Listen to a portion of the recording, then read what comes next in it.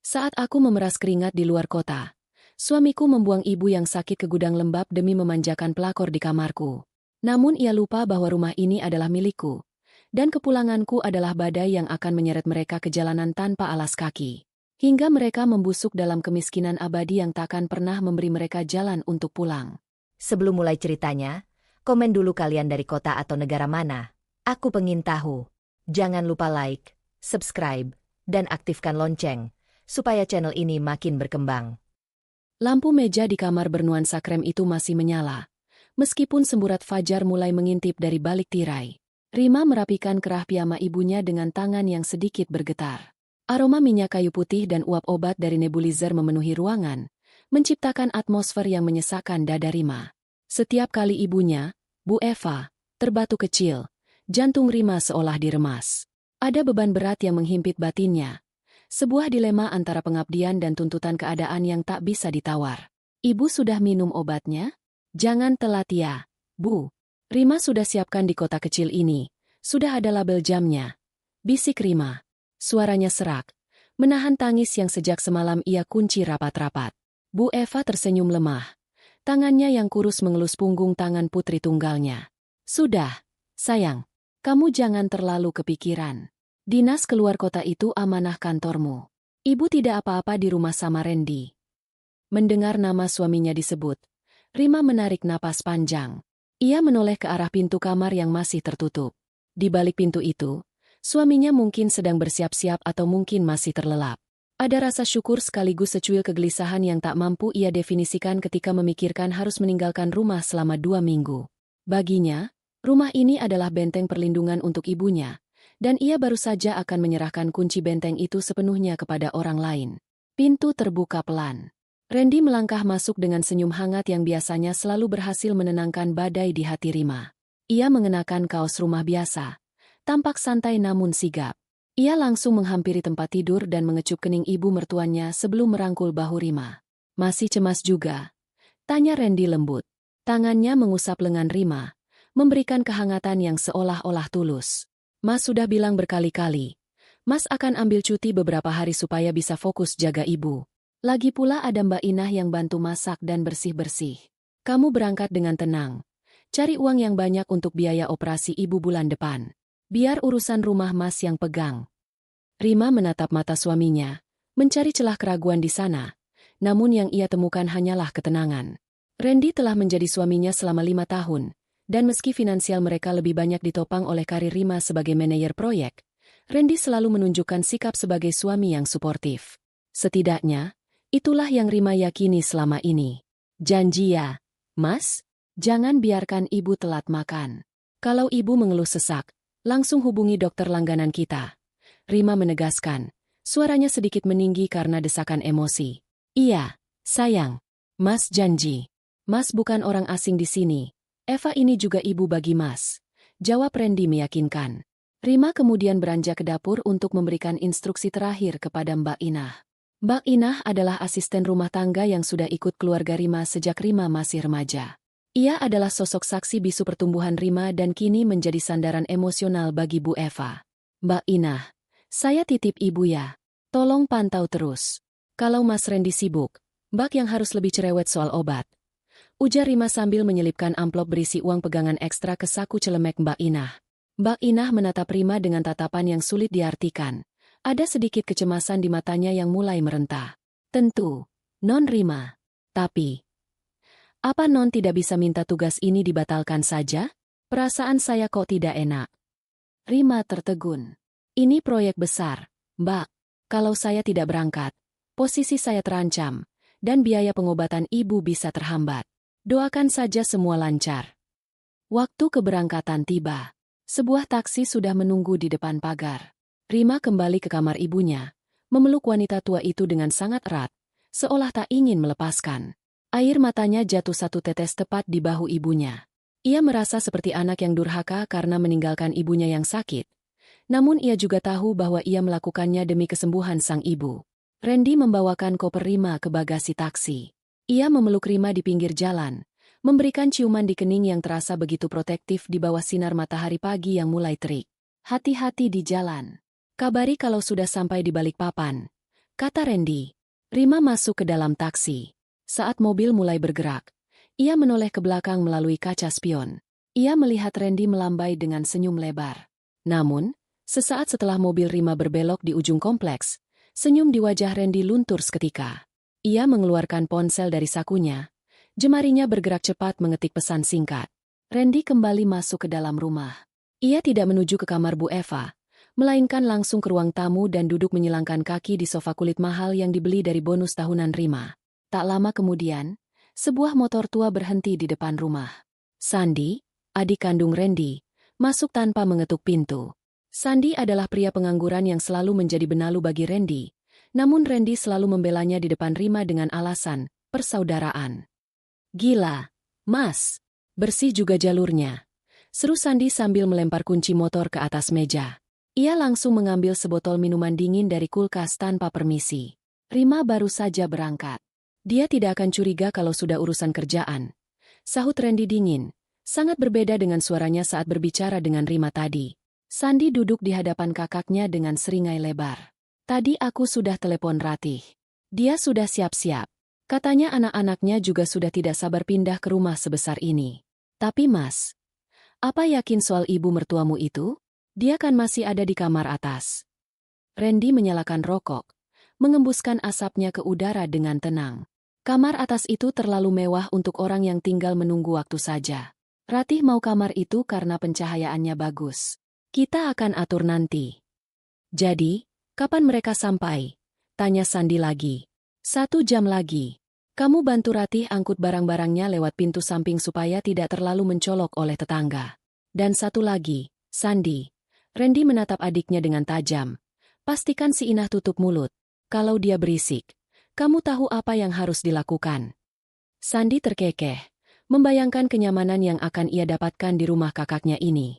Sementara itu, di dalam kamarnya, Bu Eva yang sedang mencoba memejamkan mata mendengar sayup-sayup percakapan di ruang tamu. Ia tidak bisa mendengar dengan jelas. Namun nada bicara suaminya yang berubah drastis membuat dadanya kembali terasa sesak. Rima, yang saat itu sudah berada di ruang tunggu bandara, menatap ponselnya. Ia merasakan dorongan kuat untuk menelepon Mbak Inah sekali lagi, sekadar memastikan ibunya sudah tidur siang. Tangannya bergerak menyentuh layar, mencari kontak Mbak Inah. Namun, ia ragu.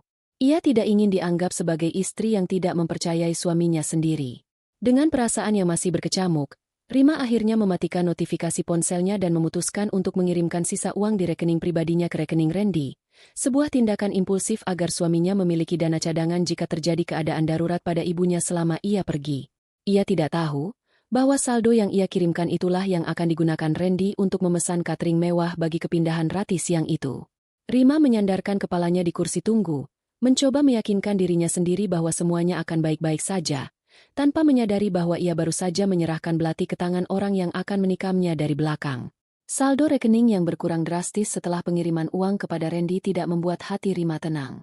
Sebaliknya, saat ia melangkah keluar dari Bandara Balikpapan dan disambut oleh cuaca yang menyengat, ada perasaan ganjil yang merambat di tengkuknya. Ia merasa seolah-olah baru saja melepas satu persatu kepingan baju zirah yang selama ini melindunginya. Keputusan mengirimkan seluruh sisa tabungan pribadinya adalah bentuk kompensasi atas rasa bersalah karena telah meninggalkan ibunya. Namun batinnya terus berteriak bahwa ada sesuatu yang tidak sinkron antara senyum manis Randy tadi pagi dengan kekosongan yang ia rasakan sekarang. Di belahan pulau yang lain, di depan rumah Rima yang asri, sebuah mobil minibus berhenti dengan suara rem yang mencit. Randy berdiri di teras dengan tangan di pinggang. Wajahnya tidak lagi menunjukkan raut suami yang penuh empati. Ia tampak seperti seorang penguasa yang baru saja memenangkan wilayah jajahan. Seorang wanita turun dari mobil itu. Rambutnya dicat pirang kecoklatan yang mencolok, mengenakan kacamata hitam besar dan pakaian yang terlalu glamor untuk ukuran bertamu. Dialah Ratih, janda yang selama ini menjadi rahasia gelap di balik pernikahan Rima. Di belakangnya, 2 orang anak laki-laki turun dengan seragam sekolah yang berantakan. Yang tertua, Dika, langsung menendang ban mobil dan merengut, sementara adiknya yang lebih kecil mengekor dengan tatapan kosong. "Mas, jadi ini rumahnya? Besar juga ya? Lebih bagus dari foto yang kamu kirim," ujar Ratih sambil melepas kacamata hitamnya, menatap fasad rumah minimalis milik Rima dengan tatapan penuh nafsu memiliki. "Ini rumahmu sekarang, Ratih. Masuklah," jawab Randy bangga. Tepat saat itu, Pak RT yang sedang lewat untuk menuju masjid berhenti sejenak. Ia mengernyit melihat koper-koper besar diturunkan dari mobil. Randy, dengan kelicikan yang sudah terasah, segera menghampiri dengan wajah ramah yang dipaksakan. Pak RT. Mari Pak, mampir. Sapa Randy. Ini perkenalkan, sepupu saya dari desa. Kasihan Pak. Suaminya baru saja meninggal dan rumah mereka disita bank. Karena Rima sedang dinas luar kota, saya minta mereka tinggal di sini sementara supaya rumah tidak sepi dan ada yang bantu-bantu jaga ibu. Pak RT mengangguk-angguk percaya, meski matanya sempat menangkap tatapan sinis dari Ratih. Oh, begitu ya, Pak Randy. Baguslah kalau ada keluarga yang menemani Bu Eva. Semoga betah ya, Bu. Ratih hanya membalas dengan senyum tipis yang kaku sebelum Randy cepat-cepat menggiring mereka masuk ke dalam. Begitu pintu tertutup, suasana hangat yang selama ini dibangun Rima dalam rumah itu menguap seketika. Ratih berjalan ke ruang tengah, menyentuh vas bunga kristal di atas meja dengan ujung kukunya yang panjang. Mas, aku tidak mau tidur di kamar tamu yang sempit di bawah. Aku mau kamar yang di atas, yang ada balkonnya. Tuntut Ratih. Suaranya tidak lagi lembut, melainkan penuh otoritas. Tapi itu kamar ibu, Ratih. Dan kamar utama itu kamar aku dan Rima. Jawab Randy sedikit ragu. Lalu, kamu mau aku bersempit-sempitan dengan anak-anak? Kamu bilang rumah ini akan jadi milik kita. Ratih mulai menaikkan nada bicaranya. Dika, anak sulungnya, mulai melompat-lompat di atas sofa kulit Rima sambil berteriak minta password Wi-Fi. Di dapur, Mbak Inah berdiri mematung dengan gemetar. Ia keluar dengan membawa nampan berisi air minum, namun langkahnya terhenti saat melihat kekacauan yang terjadi dalam sekejap. Ia mengenal siapa wanita itu. Ia pernah melihat foto Ratih secara tidak sengaja di ponsel Randy beberapa bulan lalu. Mas Randy ini siapa? Tanya Mbak Inah dengan suara bergetar. Randy menoleh. Matanya berkilat mengancam. Ia berjalan mendekati Mbak Inah hingga Art itu mundur selangkah. Dengarkan saya baik-baik. Inah, mulai detik ini, kamu tidak perlu lagi mengurusi Ibu Eva secara khusus. Tugasmu adalah melayani Ratih dan anak-anaknya. Masak apa yang dia minta, cuci baju mereka, dan jangan banyak tanya. Tapi Non Rima pesan supaya saya fokus jaga ibu. Rima tidak ada di sini, bentak Randy, membuat gelas di atas nampan berdenting. Saya yang memegang kendali sekarang. Kalau saya dengar kamu mengadu pada Rima lewat telepon, atau kalau kamu berani menceritakan keberadaan mereka pada siapapun, detik itu juga kamu saya usir tanpa pesangon. Saya tahu di mana keluargamu di kampung tinggal. Inah, jangan buat saya melakukan hal yang tidak kamu inginkan. Mbak Inah menunduk dalam. Air mata mulai menggenang di pelupuk matanya. Ia merasakan tekanan yang luar biasa di dadanya. Di satu sisi ia ingin berteriak memberitahu Rima, namun ancaman Randy terasa begitu nyata bagi keselamatannya dan keluarganya. Sementara itu, di kamar atas, Bu Eva mencoba bangkit dari tempat tidurnya. Suara gaduh di bawah membuatnya bingung dan takut. Ia perlahan merambat ke arah pintu, namun sebelum ia sempat membukanya, pintu tersebut sudah didorong kasar dari luar. Dika masuk dengan wajah angkuh. Hei, nenek tua, ibu bilang aku boleh main game di sini karena di bawah berisik. Ketus Dika tanpa rasa sopan santun sedikit pun. Ia langsung merebut bantal dari balik punggung Bu Eva untuk diduduki di lantai. Bu Eva terengah-engah. Batuknya mulai kambuh karena terkejut. Siapa kamu? Di balik papan, Rima sedang duduk di dalam mobil jemputan proyek menuju lokasi tambang. Pikirannya melayang kembali ke rumah. Ia membuka aplikasi pesan singkat dan menatap nama Mbak Inah. Ia ingin bertanya apakah ibunya sudah minum obat sore. Namun tiba-tiba ia teringat ucapan Randy bahwa ia harus belajar untuk tidak terlalu paranoid dan mempercayakan segalanya pada suami. Rima memejamkan mata, mencoba membuang intuisi buruknya jauh-jauh. Sebagai bentuk latihan untuk menjadi istri yang lebih percaya, ia mengambil sebuah keputusan kecil. Ia menghapus draft pesan yang sudah ia ketik untuk Mbak Inah dan memutuskan untuk tidak menghubungi orang di rumah sama sekali hingga esok pagi. Ia ingin membuktikan pada dirinya sendiri dan Randy bahwa ia bisa melepaskan kendali. Tanpa ia sadari, satu malam tanpa komunikasi itu adalah jendela waktu yang sangat cukup bagi Randy dan Ratih untuk mengubah tata letak rumahnya dan nasib ibunya selamanya. Keheningan di kamar hotel di Balikpapan terasa lebih menyesakan daripada kebisingan di lokasi proyek yang baru saja Rima tinggalkan. Seharusnya, keputusan untuk tidak menelepon rumah semalaman menjadi bukti kematangan batinnya, Sebuah kemenangan kecil atas rasa cemas yang dianggap Randy sebagai sikap posesif. Namun, saat ia menatap layar ponsel yang gelap, Rima merasa seolah-olah sedang berdiri di atas jembatan gantung yang talinya mulai putus satu persatu. Ada rongga hampa di ulu hatinya. Sebuah firasat yang tidak bisa dijelaskan oleh logika medis maupun profesionalisme kerja. Di Jakarta, rumah yang dibangun Rima dengan cucuran keringat dan lembur bertahun-tahun itu kini telah kehilangan jiwanya. Cahaya matahari pagi yang biasanya menenangkan, kini hanya memperjelas kekacauan di ruang tengah. Dika, putra sulung Ratih yang berusia 12 tahun, sedang melempar bola kasti ke arah foto pernikahan Rima dan Randy di dinding. Aku nggak mau di kamar bawah. Sempit, pengap, baunya kayak cucian basah. Teriak Dika. Suaranya melengking memenuhi lorong rumah. Ia membanting bolanya ke arah vas bunga, nyaris memecahkannya. Ratih keluar dari kamar tamu dengan wajah masam, mengenakan daster sutra milik Rima yang ia ambil paksa dari lemari. Ia menghampiri Randy yang sedang mencoba menikmati kopi di meja makan, yang kini penuh dengan remah makanan sisa anak-anak Ratih. Mas, kamu lihat sendiri kan? Dika itu punya asma kalau tidurnya di tempat yang sirkulasinya buruk. Kamar tamu itu nggak layak buat dia, ujar Ratih sambil melipat tangan di dada. Matanya melirik ke arah tangga menuju lantai 2. Kenapa bukan nenek tua itu saja yang pindah ke bawah? Atau ke tempat lain yang lebih tenang? Randy menghela napas, menatap cangkir kopinya. Ada sisa nurani yang berdenyut di kepalanya saat membayangkan ibu mertuanya. Namun ego dan keinginannya untuk menyenangkan Ratih jauh lebih besar. Ia merasa berkuasa sekarang. Ia adalah kepala rumah tangga yang selama ini selalu berada di bawah bayang-bayang kesuksesan finansial Rima. Tapi kamar di atas itu kamar khusus yang Rima siapkan buat ibunya. Ratih, peralatan medisnya juga di sana, jawab Randy lemah. Ratih mendekat, mengusap bahu Randy dengan gerakan manipulatif. Mas, anak-anakku ini darah dagingmu juga secara emosional, kan? Kamu mau mereka sakit?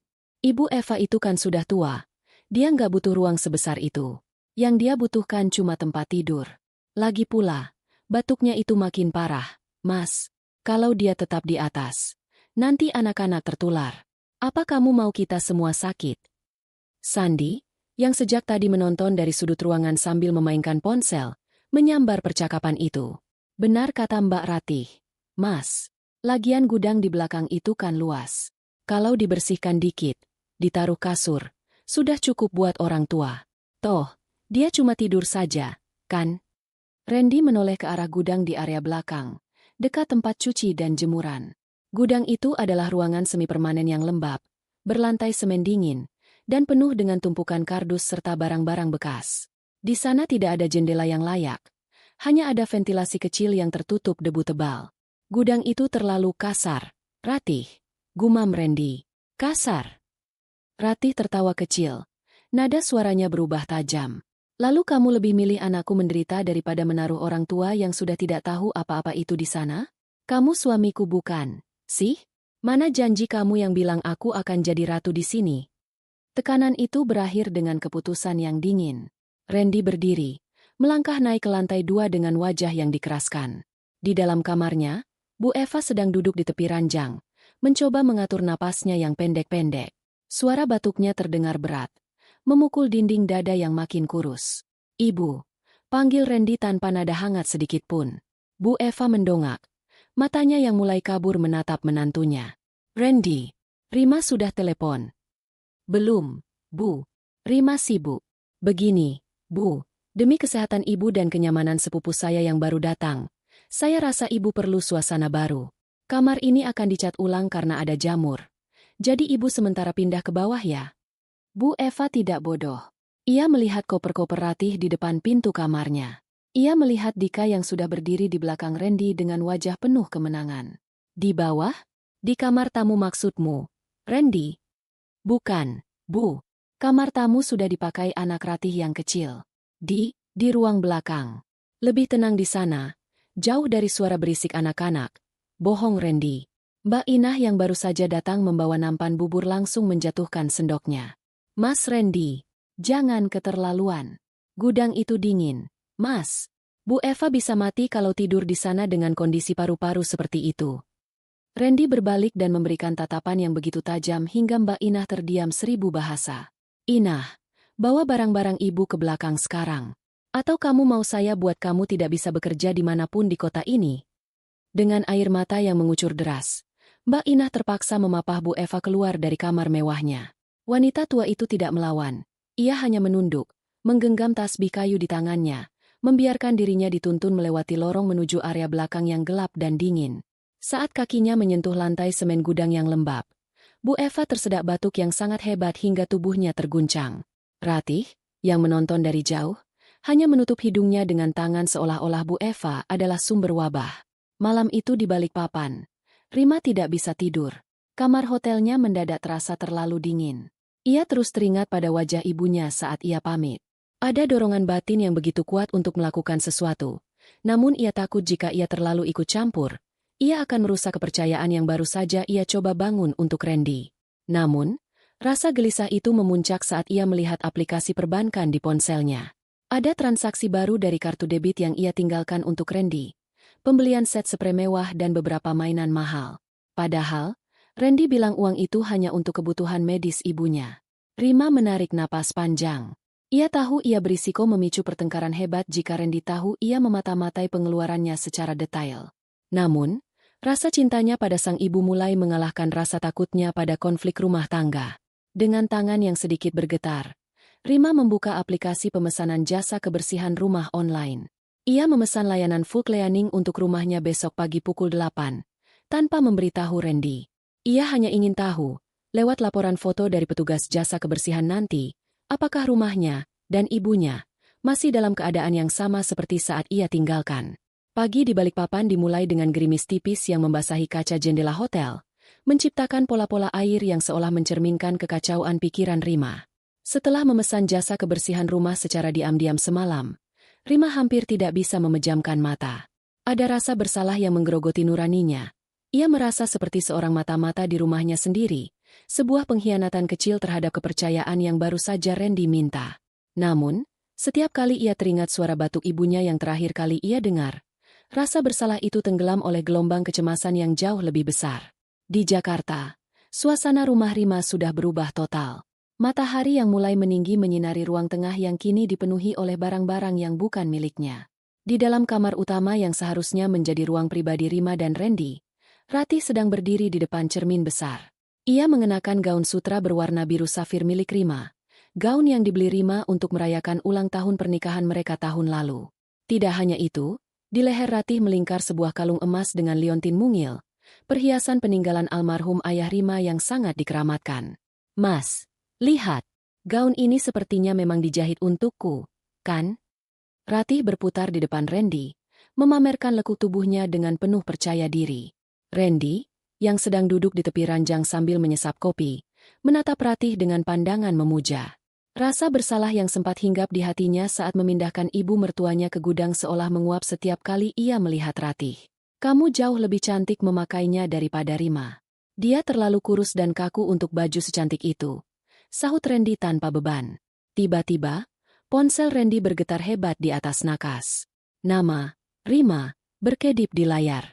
Detak jantung Randy sempat melonjak. Namun ia segera menguasai diri. Ia memberi isyarat agar Ratih diam. "Halo, sayang? Baru mau Mas telepon," ujar Randy dengan nada suara yang seketika berubah menjadi lembut dan perhatian. Di ujung telepon, suara Rima terdengar bergetar. "Mas, bagaimana ibu? Semalam aku mimpi buruk soal ibu. Aku mau bicara dengan ibu sekarang. Tolong." Randy menarik napas panjang, melirik Ratih yang kini sedang mencoba memulas bibirnya dengan lipstik mahal milik Rima. "Ibu baru saja tidur, Rima. Tadi pagi beliau agak lemas karena pengaruh obat batuknya yang baru. Mas tidak enak kalau harus membangunkan sekarang. Kamu tahu sendiri kan, kalau orang sakit tidurnya tidak boleh diganggu. Hanya sebentar, Mas. Aku cuma mau dengar suaranya. Tolonglah," desak Rima. Air matanya mulai menggenang. Logika profesionalnya sebagai manajer proyek mendadak lumpuh menghadapi insting seorang anak. Randy menggeram pelan. Namun ia tahu jika ia terlalu keras menolak, kecurigaan Rima akan meledak. "Ya sudah, tunggu sebentar. Mas bawa ponselnya ke kamar ibu." Randy melangkah keluar kamar. Namun ia tidak berhenti di kamar atas yang kini sudah ditempati Dika. Ia terus berjalan menuruni tangga, melewati dapur di mana Mbak Inah sedang mencuci piring dengan bahu yang tampak layu. Randy melangkah menuju pintu belakang, membuka slot kayu yang berderit, dan masuk ke dalam gudang yang pengap. Di sana, di atas kasur lipat tipis yang dialasi kardus, Bu Eva terbaring lemah. Ruangan itu hanya diterangi oleh satu bohlam kuning yang redup. Bau apek dari tumpukan barang bekas dan debu kayu memenuhi udara. Bu Eva tampak menggigil meskipun ia memakai selimut paling tebal yang bisa Mbak Inah temukan. "Ibu, bangun. Rima telepon. Ingat pesan saya. Jangan bicara macam-macam kalau tidak mau obat ibu saya buang." Bisik Randy tajam di telinga Bu Eva. Randy menempelkan ponsel ke telinga ibunya yang gemetar. "Halo, Bu, ini Rima." Suara Rima pecah saat mendengar suara napas yang berat di seberang sana. "Eri, Ma." Suara Bu Eva terdengar seperti gesekan kertas kering. Sangat lemah, hampir tidak terdengar. "Ibu? Ibu kenapa suaranya begitu? Ibu sesak napas?" "Mas Randy, ibu sesak ya?" teriak Rima di telepon. Randy segera menjauhkan ponsel itu dari telinga Bu Eva sebelum wanita tua itu sempat menjawab lebih lanjut. "Rima, sudah Mas bilang, ibu itu sedang mengantuk berat. Efek obatnya kuat sekali. Sudahlah, jangan buat ibu makin stres karena kamu menangis terus di telepon. Mas tutup dulu ya. Mas mau suapi ibu air hangat." Klik. Sambungan diputus sepihak. Rima terduduk lemas di kursi hotelnya. Dadanya terasa sesak. Suara ibunya tadi tidak terdengar seperti orang yang hanya mengantuk. Itu terdengar seperti orang yang sedang berjuang untuk hidup. Keputusan Rima untuk mengirim jasa kebersihan terasa makin mendesak. Tepat pukul 8 pagi, sebuah mobil box kecil dengan logo perusahaan pembersih profesional berhenti di depan rumah Rima. Dua petugas berseragam keluar dan menekan bel rumah. Mbak Inah yang membukakan pintu tampak bingung. Namun sebelum ia sempat bicara, Randy sudah muncul di belakangnya dengan wajah merah padam. "Ada apa ini?" bentak Randy. "Kami dari layanan kebersihan, Pak. Ada pesanan atas nama Ibu Rima untuk pembersihan total seluruh ruangan, termasuk area gudang dan taman belakang," jelas salah satu petugas. Randy merasa seperti tersengat listrik. Rima sudah mulai bertindak di belakangnya. "Tidak ada. Istri saya sedang di luar kota. Dia salah pesan. Pergi kalian dari sini." "Tapi Pak, pesanannya sudah dibayar lunas dan instruksinya sangat spesifik untuk mengecek kebersihan setiap sudut." "Saya bilang pergi. Saya suaminya dan saya berhak menolak siapapun masuk rumah saya." Randy mengusir mereka dengan kasar hingga para tetangga mulai melirik dari balik pagar. Sandy, yang baru saja bangun dengan rambut berantakan, keluar ke teras. "Ada apa, Mas? Berisik banget." "Rima mencoba memata-matai kita lewat tukang bersih-bersih ini," desis Randy sambil membanting pintu depan. Ia segera menelepon Rima dengan kemarahan yang meluap. "Rima, apa-apaan kamu? Kamu sudah tidak percaya pada suamimu sendiri sampai harus mengirim orang asing masuk rumah kita tanpa izin aku? Kamu mau mempermalukan aku di depan sepupu-sepupuku." Rima yang menerima telepon itu tersentak. Alih-alih mendapatkan laporan tentang kondisi ibunya, ia justru diserang balik secara verbal. "Mas, aku cuma mau rumah bersih supaya ibu nyaman." "Bohong. Kamu mau mengecek aku, kan? Kamu pikir aku tidak becus jaga ibu? Kalau kamu memang tidak percaya, pulang saja sekarang. Biar biaya rumah sakit ibu kamu cari sendiri." Ancam Randy dengan kartu asnya. Mendengar ancaman soal biaya pengobatan ibunya, nyali Rima menciut. Ia menangis sesenggukan, meminta maaf berkali-kali kepada Randy karena telah melakukan tindakan bodoh tersebut. Di dalam batinnya, Rima merasa telah menjadi istri yang buruk. Ia merasa egonya telah melukai harga diri suaminya. Namun, setelah menutup telepon, Rima menatap foto ibunya di layar ponsel. Rasa sakit karena dituduh tidak percaya bercampur dengan ketakutan yang tidak kunjung hilang. Ia teringat kembali pada suara lemah ibunya tadi. Meskipun ia baru saja dimarahi habis-habisan, ada satu bagian dari hatinya yang menolak untuk tunduk sepenuhnya. Rima membuka kontak di ponselnya. Ia mencari satu nama yang selama ini jarang ia hubungi kecuali untuk urusan hukum perusahaan. Maya, sahabat lamanya yang berprofesi sebagai pengacara. Rima mengetik pesan singkat, bukan untuk melaporkan suaminya, melainkan sebuah permintaan kecil yang berisiko memicu perang lebih besar jika Randy tahu. "Maya, maaf mengganggu. Bisa tolong lewat depan rumahku sore ini?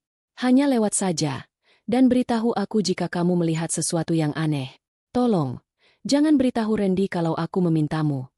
Rima tahu, Jika Randy menangkap basah Maya sedang memata-matai rumah mereka, pernikahannya mungkin benar-benar akan berakhir. Namun, di tengah ketidakpastian itu, Rima lebih memilih mempertaruhkan status pernikahannya daripada harus kehilangan nyawa ibunya secara perlahan dalam ketidaktahuan.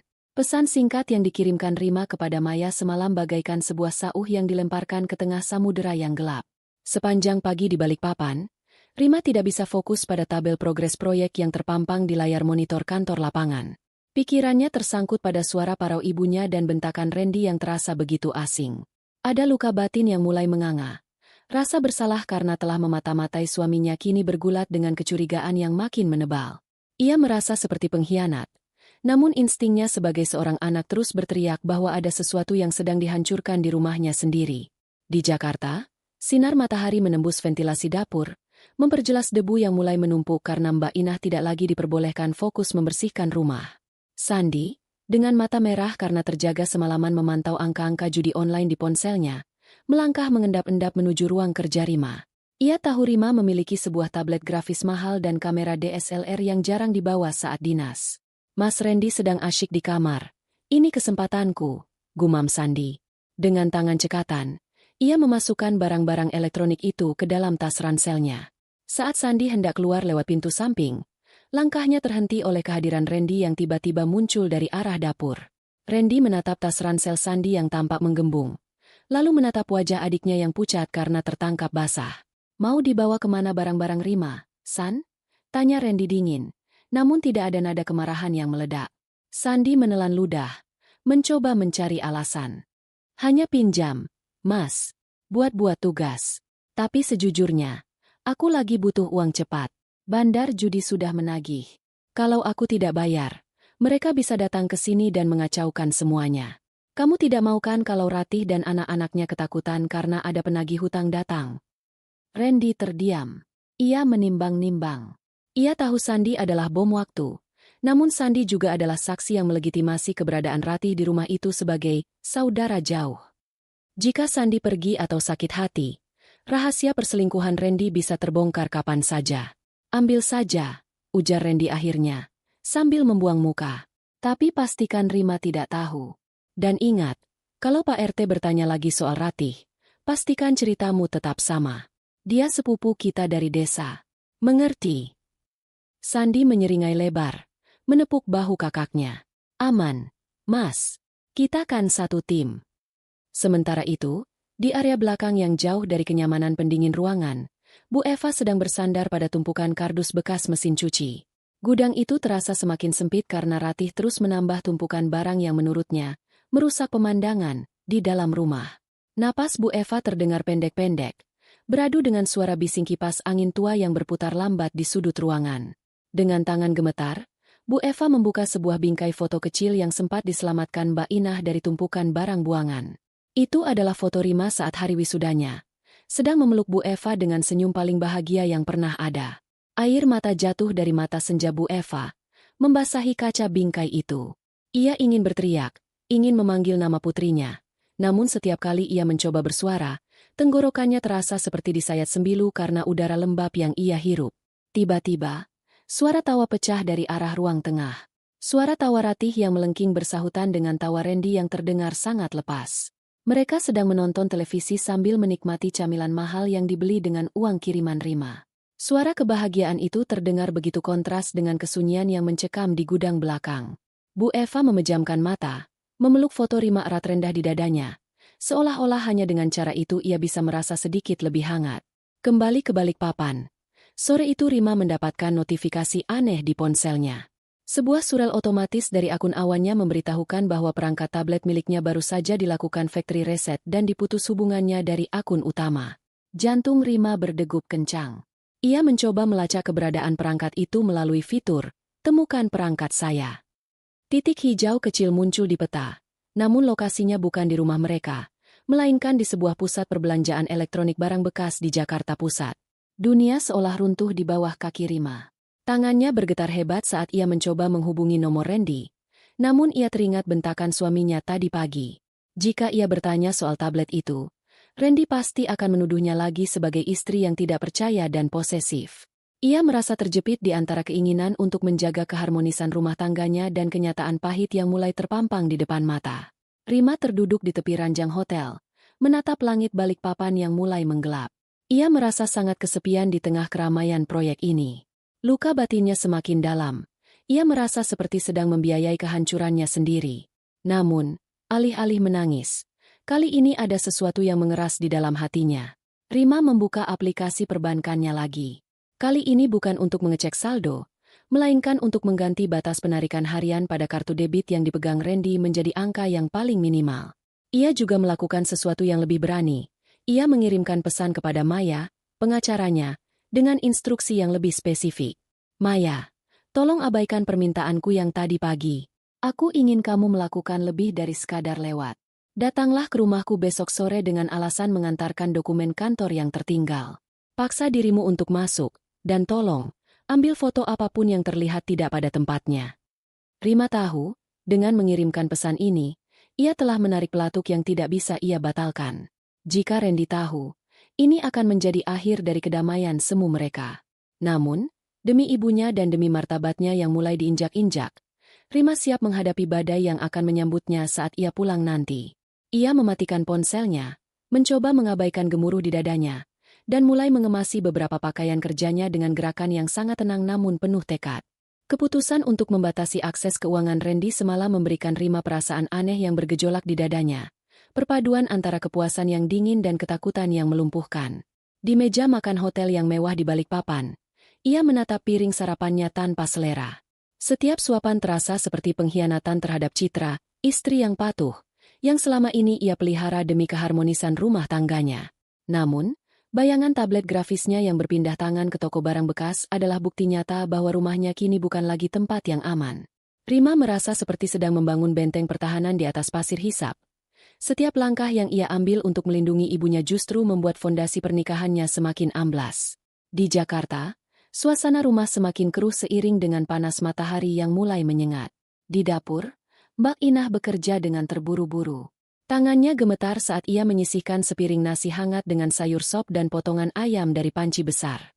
Itu adalah bagian makanan yang sengaja ia sembunyikan sebelum Ratih turun dari kamar atas untuk sarapan. Ibu harus makan yang benar. Ya Allah, jangan cuma air putih dan biskuit kering, bisik Mbak Inah pada dirinya sendiri. Dengan langkah yang diatur agar tidak menimbulkan suara, Mbak Inah menyelinap menuju area belakang. Ia melewati ruang tengah yang berantakan dengan mainan Dika dan beberapa botol minuman keras milik Sandi yang tertinggal dari semalam. Begitu sampai di gudang, Mbak Inah mendapati Bu Eva sedang duduk meringkuk di sudut, menatap celah udara kecil di atas dinding dengan tatapan kosong. Ibu, ini Inah. Makan dulu ya, Bu, mumpung mereka belum bangun. Bisik Mbak Inah lembut sambil menyodorkan piring itu. Bu Eva menoleh. Matanya yang cekung tampak berbinar sedikit melihat uap dari sup hangat itu. Namun, baru saja suapan pertama hendak menyentuh bibir Bu Eva, pintu gudang yang hanya berupa kayu tipis itu ditendang kasar dari luar. Ratih berdiri di sana dengan rambut yang masih tergerai acak-acakan, wajahnya merah padam. Oh, jadi di sini rupanya barang-barang dapur itu lari? Kamu pikir aku bodoh, Inah? Teriak Ratih. Ini untuk ibu. Mbak Ratih. Ibu perlu makan supaya bisa minum obat. Bela Mbak Inah. Mencoba melindungi piring itu dengan tubuhnya. Ratih melangkah masuk, mengabaikan bau apek gudang yang menyengat. Dengan gerakan cepat dan kasar, ia merebut piring itu dari tangan Mbak Inah. Tanpa ragu sedikit pun, Ratih membalikkan piring tersebut di atas lantai semen yang berdebu. Nasi dan sup hangat itu tumpah ruah, bercampur dengan kotoran lantai. Kalau aku bilang dia cukup makan sisa, ya sisa. Kamu tahu tidak? Randy sedang pusing karena kartu ATM-nya tiba-tiba tidak bisa dipakai. Uang kita makin tipis gara-gara pengeluaran tidak jelas. Dan kamu malah mau membuang-buang daging ayam untuk orang yang sudah mau mati ini. Cerca Ratih. Bu Eva hanya bisa mematung. Air matanya jatuh membasahi daster lusuh yang ia kenakan. Ia melihat makanan itu terbuang sia-sia di lantai, tepat di depan matanya. Mbak Inah ingin melawan. Namun bayangan ancaman Randy semalam soal keluarganya di kampung membuat lidahnya keluh. Keributan itu ternyata terdengar hingga keluar pagar. Pak RT, yang kebetulan sedang berkeliling mengecek kebersihan lingkungan bersama seorang warga lain, berhenti di depan rumah Rima. Suara teriakan Ratih dan isak tangis yang terdengar dari arah belakang rumah memicu kecurigaannya.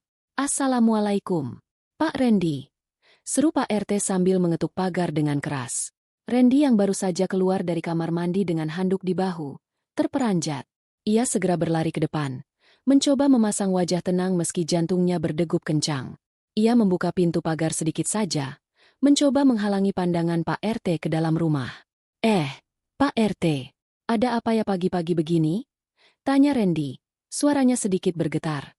Itu, tadi saya dengar ada suara ribut-ribut dan orang menangis di belakang. Apa ada masalah? Bu Eva baik-baik saja, kan? Sudah 2 hari ini saya tidak melihat beliau duduk di teras sore hari seperti biasanya. Ujar Pak RT dengan nada menyelidik. Randy tertawa kecil. Tawa yang terdengar sangat dipaksakan dan garing. Oh, itu. Maaf sekali Pak RT jadi terganggu. Sebenarnya begini, ini rahasia keluarga. Tapi saya rasa Pak RT perlu tahu supaya tidak salah paham. Ibu Eva itu sebenarnya sedang mengalami gangguan mental ringan. Pak, semacam demensia yang disertai halusinasi. Pak RT mengernyit. Gangguan mental? Bukannya tempo hari beliau masih sehat-sehat saja bicaranya. Justru itu, Pak. Sejak Rima pergi dinas, kondisinya drop. Dia sering berteriak-teriak sendiri, menuduh orang mencuri makanannya, bahkan kadang menangis tanpa sebab. Kami terpaksa membatasi ruang geraknya supaya dia tidak lari ke jalanan atau melukai diri sendiri. Makanya suaranya terdengar sampai luar. Bohong Randy dengan lancar. Wajahnya tampak sangat meyakinkan seolah-olah ia adalah menantu yang sedang menderita mengurus ibu mertua yang sakit jiwa. Pak RT tampak ragu. Namun ia tidak memiliki bukti kuat untuk membantah. Kalau memang begitu, sebaiknya dibawa ke dokter, Pak Randy. Jangan dibiarkan saja. Pasti, Pak. Kami sedang menunggu jadwal dokter spesialisnya. Jawab Randy sambil pelan-pelan menutup pagar. Begitu Pak RT pergi, Randy langsung berbalik dan menuju gudang. Ia melihat Ratih masih berdiri di sana, sementara Mbak Inah sedang mencoba memunguti sisa makanan di lantai. Diamkan saja dia, Ratih. Dan kamu, Inah, kalau sampai Pak RT atau tetangga lain dengar suara tangisan dari gudang ini lagi, saya tidak akan segan-segan memasung kaki Ibu Eva supaya dia tidak bisa bergerak sama sekali. Paham? Ancam Randy dengan nada dingin yang menusuk. Di balik papan, sore harinya, Rima menerima sebuah pesan dari Maya melalui aplikasi terenkripsi. Pesan itu berisi satu foto, sebuah mobil yang tidak Rima kenali terparkir di garasinya, dan di jendela depan rumahnya, terlihat sepotong kain gorden yang terjepit, gorden yang warnanya tidak pernah Rima beli. Rima meremas ponselnya. Ia merasakan hantaman emosional yang luar biasa hebat. Bukan hanya soal perselingkuhan yang mulai terendus, tapi soal ibunya. Mengapa ibunya tidak terlihat dimanapun dalam pengamatan Maya selama 2 jam di depan rumah? Mengapa rumahnya tampak seperti dihuni oleh orang asing? Batin Rima bergejolak antara keinginan untuk segera terbang pulang malam itu juga atau menyelesaikan tugasnya demi uang operasi ibunya yang tinggal selangkah lagi cair. Luka batinnya kini mencapai titik didih. Harga dirinya sebagai istri telah hancur. Namun ketakutannya sebagai seorang anak membuatnya harus tetap berdiri tegak. Rima menarik napas dalam-dalam, menghapus air mata di pipinya dengan kasar. Ia membuka kembali aplikasi perbankannya. Tanpa ragu, ia memindahkan seluruh saldo dari rekening bersama yang selama ini digunakan Randy untuk keperluan rumah tangga ke rekening pribadinya yang tidak diketahui suaminya. Ia membiarkan saldo di rekening bersama itu 0 rupiah. Dengan tangan yang masih gemetar namun penuh tekad, ia mengetik pesan balasan untuk Maya. Maya, aku akan mengirimkanmu 1 kunci cadangan lewat kurir kilat malam ini. Aku ingin kamu masuk ke dalam rumah besok pagi-pagi sekali, saat mereka kemungkinan besar masih tidur. Cari ibuku. Cari tahu di mana mereka menyembunyikannya. Rima tahu, jika Randy mendapati orang asing masuk rumah dengan kunci cadangan, itu bisa memicu konfrontasi fisik. Namun, Rima tidak lagi peduli pada keselamatan pernikahannya. Di matanya kini hanya ada satu misi, menyelamatkan ibunya dari neraka yang ia bayar dengan keringatnya sendiri. Tindakan Rima memindahkan seluruh saldo rekening bersama ke akun pribadinya adalah sebuah deklarasi perang yang sunyi. Di tengah hiruk-pikuk lokasi proyek di Balikpapan, di mana deru mesin berat dan debu konstruksi menjadi makanan sehari-hari, Rima merasa seperti sedang menggenggam seutas benang tipis yang menghubungkannya dengan kehidupan di Jakarta. Tangannya gemetar bukan karena lelah bekerja, melainkan karena ia tahu bahwa di saat ini, di rumah mereka, Randy pasti sedang menyadari bahwa keran kemewahannya telah ditutup paksa. Ada kepuasan pahit dalam batin Rima, namun di balik itu, Rasa takut akan keselamatan ibunya semakin meruncing, menusuk-nusuk relung hatinya yang paling dalam. Rima, kamu dengar saya tidak? Suara bariton itu membuyarkan lamunan Rima.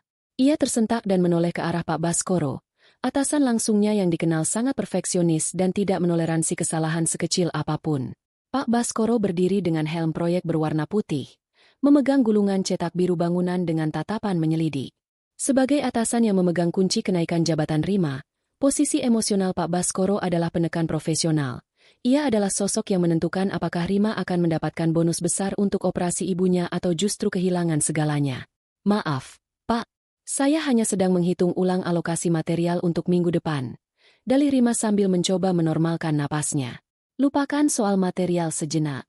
Fokus ke progres lapangan. Saya lihat kamu bekerja seperti orang kesurupan 2 hari ini. Apa kamu mencoba menyelesaikan proyek 2 minggu dalam 5 hari? Pak Baskoro menyipitkan mata. Dengar, Rima. Proyek ekspansi di Balikpapan ini adalah pertaruhan besar perusahaan. Kalau ini sukses, posisi manajer regional di Jakarta sudah pasti jadi milikmu. Tapi kalau kamu terburu-buru dan ada struktur yang meleset, kariermu habis. Jangan pikirkan untuk pulang sebelum jadwalnya. Mengerti? Rima menelan ludah. Kata-kata Pak Baskoro adalah beban tambahan di atas pundaknya. Ia sangat membutuhkan promosi itu demi masa depan Bu Eva. Namun setiap detik yang ia habiskan di sini terasa seperti membiarkan ibunya berada di dalam lubang buaya. Saya mengerti, Pak. Saya hanya ingin memastikan semuanya efisien. Bagus. Sekarang kembali bekerja. Jangan biarkan urusan pribadi merusak performamu. Tegas Pak Baskoro sebelum berlalu pergi. Sementara itu, di Jakarta, udara malam terasa sangat menggigit. Hujan turun rintik-rintik, membuat suhu di gudang belakang rumah Rima merosot drastis. Ruangan kecil itu tidak memiliki plafon yang memadai. Hawa dingin menembus sela-sela genteng dan lantai semen yang lembab. Bu Eva terbaring meringkuk, mencoba membungkus tubuhnya dengan selimut tipis yang mulai bau apek. Napasnya terdengar sangat berat, suara mengiang nyaring, stridor, memenuhi ruangan sempit itu.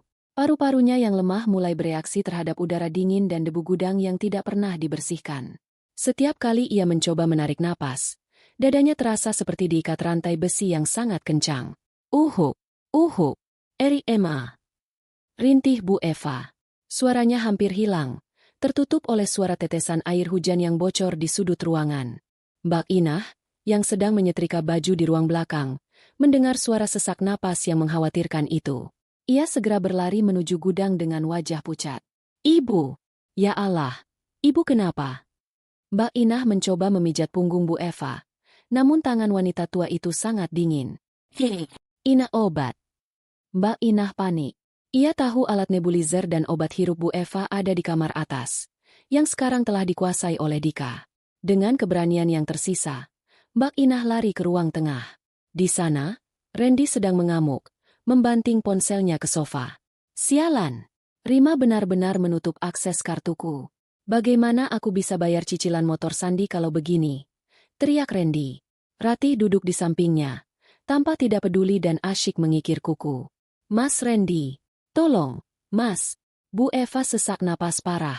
Obatnya ada di atas, tolong ambilkan. Teriak Mbak Ina histeris. Randy menoleh dengan tatapan benci. Berisik.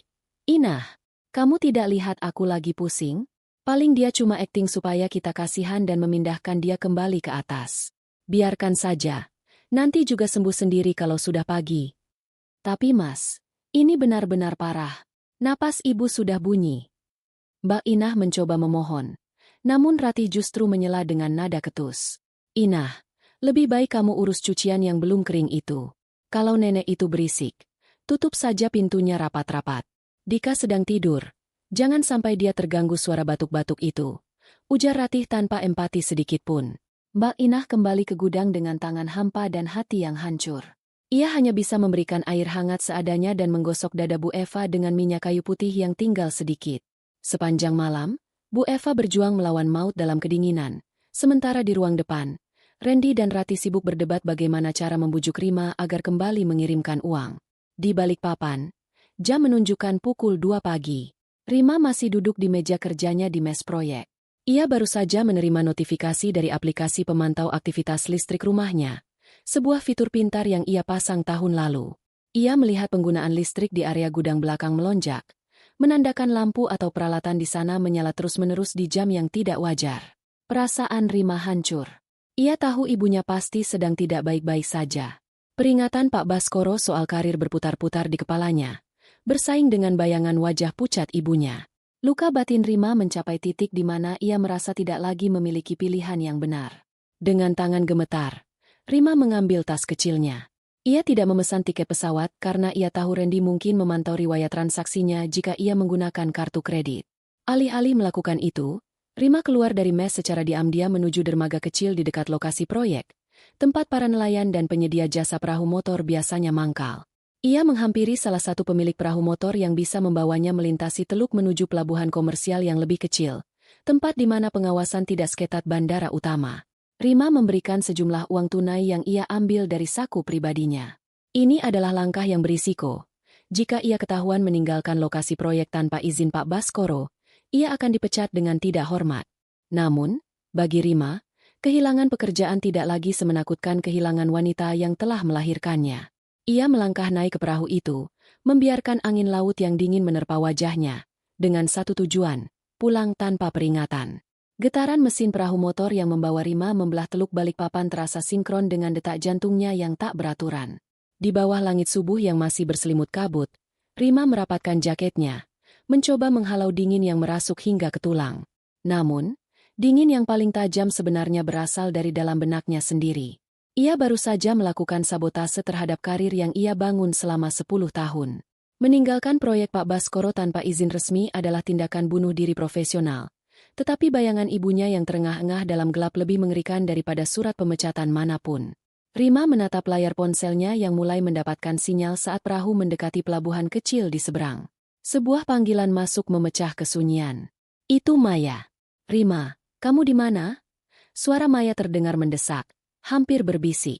Aku baru saja lewat depan rumahmu lagi, sesuai permintaanmu semalam. Ini sudah ketiga kalinya dalam 24 jam aku melihat mobil minibus putih itu terparkir di garasimu. Dan tadi, aku melihat seorang wanita berambut pirang keluar ke teras untuk mengambil paket. Dia memakai daster yang, kalau aku tidak salah ingat, itu daster yang kita beli bersama di Singapura 2 tahun lalu. Dunia seolah berhenti berputar bagi Rima. Informasi dari Maya menghantamnya lebih keras daripada ombak teluk. Wanita? Dasterku? Kamu yakin, Mei? Aku pengacara. Rima, aku tidak bicara tanpa bukti. Aku sudah mengambil fotonya diam-diam. Dan ada lagi. Anak laki-laki remaja sedang merokok di balkon kamar ibumu. Rima, ada yang tidak beres.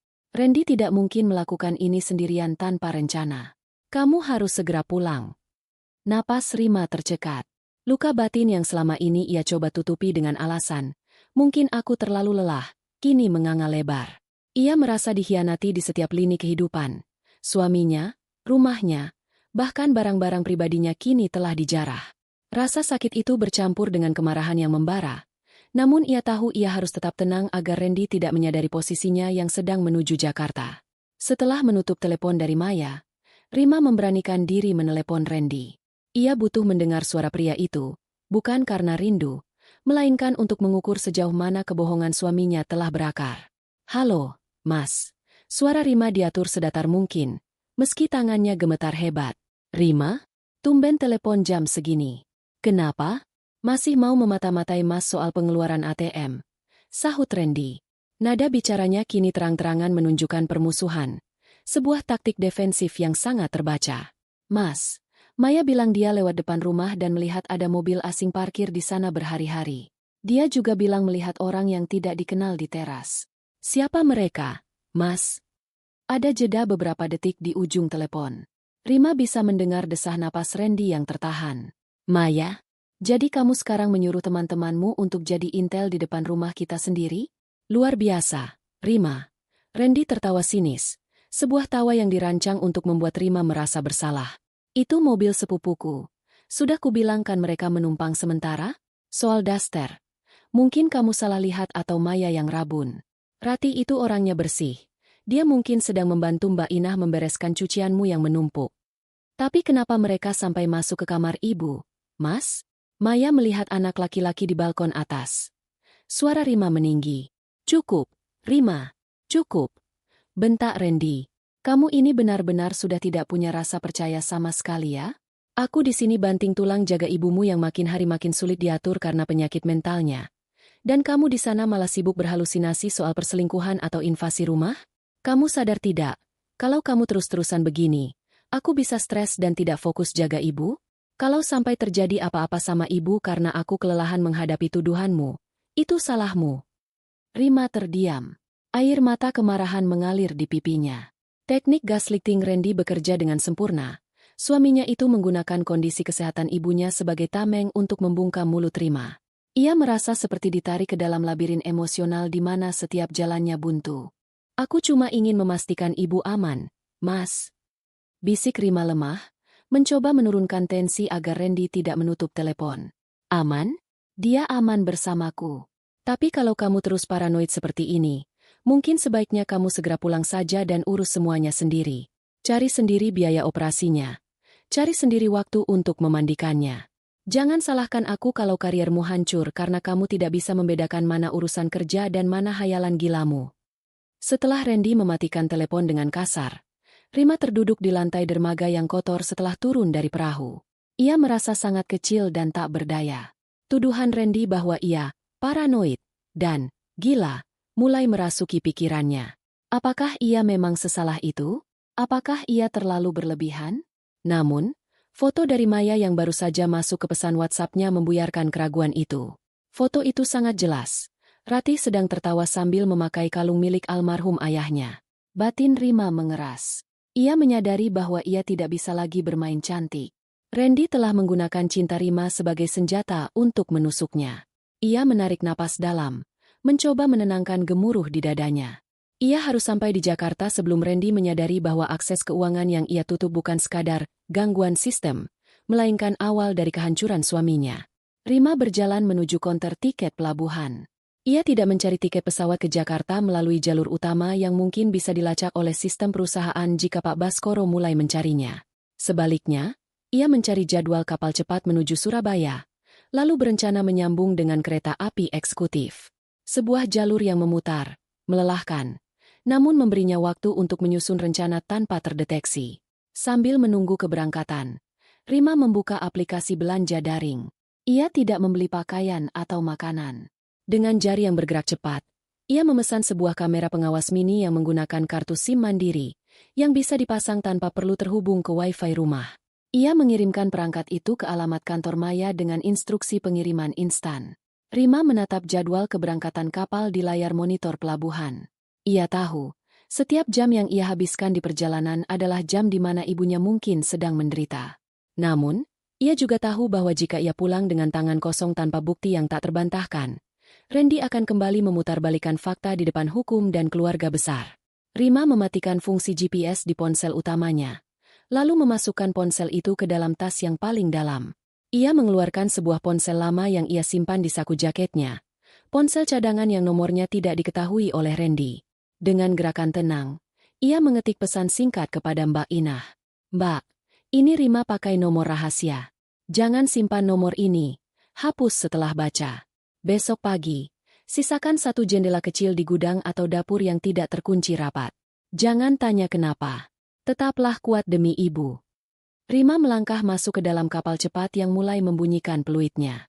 Ia tahu ia sedang mempertaruhkan segalanya, pekerjaan, nama baik, dan keselamatan pribadinya.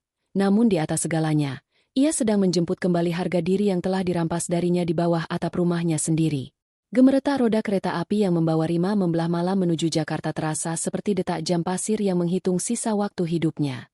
Di dalam gerbong eksekutif yang sunyi, Rima menyandarkan keningnya ke kaca jendela yang dingin. Di luar sana hanya ada kegelapan. Sesekali tertembus lampu-lampu pemukiman warga yang melintas cepat. Ia baru saja mengabaikan 3 panggilan dari Pak Baskoro. Rima tahu, setiap panggilan yang ia lewatkan adalah satu paku lagi pada peti mati karirnya. Namun, rasa sakit akibat pengkhianatan Randy dan ketakutan akan kondisi ibunya telah menciptakan kekosongan emosional yang aneh. Ia tidak lagi merasa takut pada kemiskinan, ia hanya takut pada penyesalan yang terlambat.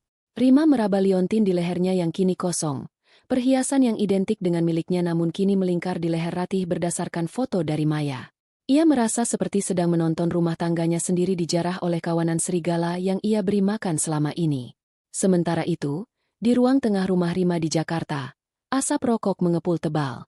Randy duduk dengan kepala tertunduk di atas meja makan, dikelilingi oleh lembaran tagihan yang mulai menumpuk. Sejak Rima memindahkan saldo rekeningnya, Randy merasa seperti seorang raja yang baru saja kehilangan mahkotanya. Ia tidak punya uang tunai untuk membayar cicilan motor Sandi, apalagi untuk memenuhi gaya hidup Ratih yang menuntut kemewahan setiap hari. Mas, kita tidak bisa begini terus. Rima itu licik. Dia mau mencekik kita pelan-pelan. Bisik Ratih sambil mengusap pundak Randy.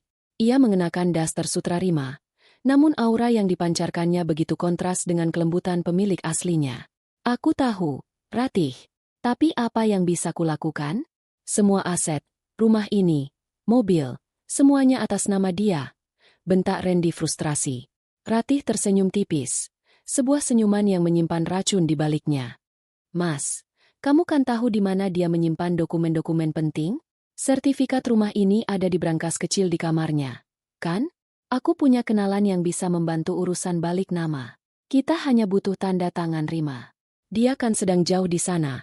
Dia tidak akan tahu kalau kita meminjam sedikit goresan penanya untuk memindahkan rumah ini atas namamu. Randy tersentak. Memalsukan tanda tangan? Itu pidana. Ratih, kalau dia tahu. Dia tidak akan tahu sampai dia pulang, Mas. Dan saat dia pulang, rumah ini sudah jadi milikmu. Kamu punya hak untuk mengusirnya, bukan sebaliknya. Kamu ingin anak-anak kita punya tempat tinggal yang layak, kan? Atau kamu mau melihat aku dan anak-anak luntang-lantung di jalanan karena istrimu yang sombong itu? Ratih menggunakan nada bicara yang menekan, memojokkan ego Randy di sudut yang paling gelap. Tanpa mereka sadari, di balik pintu dapur yang sedikit terbuka, Bu Eva sedang berdiri dengan tubuh gemetar. Ia baru saja terbangun karena rasa haus yang mencekik, dan dengan susah payah ia merambat keluar dari gudang belakang. Mendengar rencana jahat yang ditujukan untuk menghancurkan hidup putrinya, darah Bu Eva seolah mendidih. Dengan sisa tenaga yang ada, ia mencoba melangkah menuju pintu depan, berniat mencari bantuan atau setidaknya berteriak kepada tetangga. Namun, langkahnya gontai. Udara dingin gudang telah melemahkan otot-otot kakinya.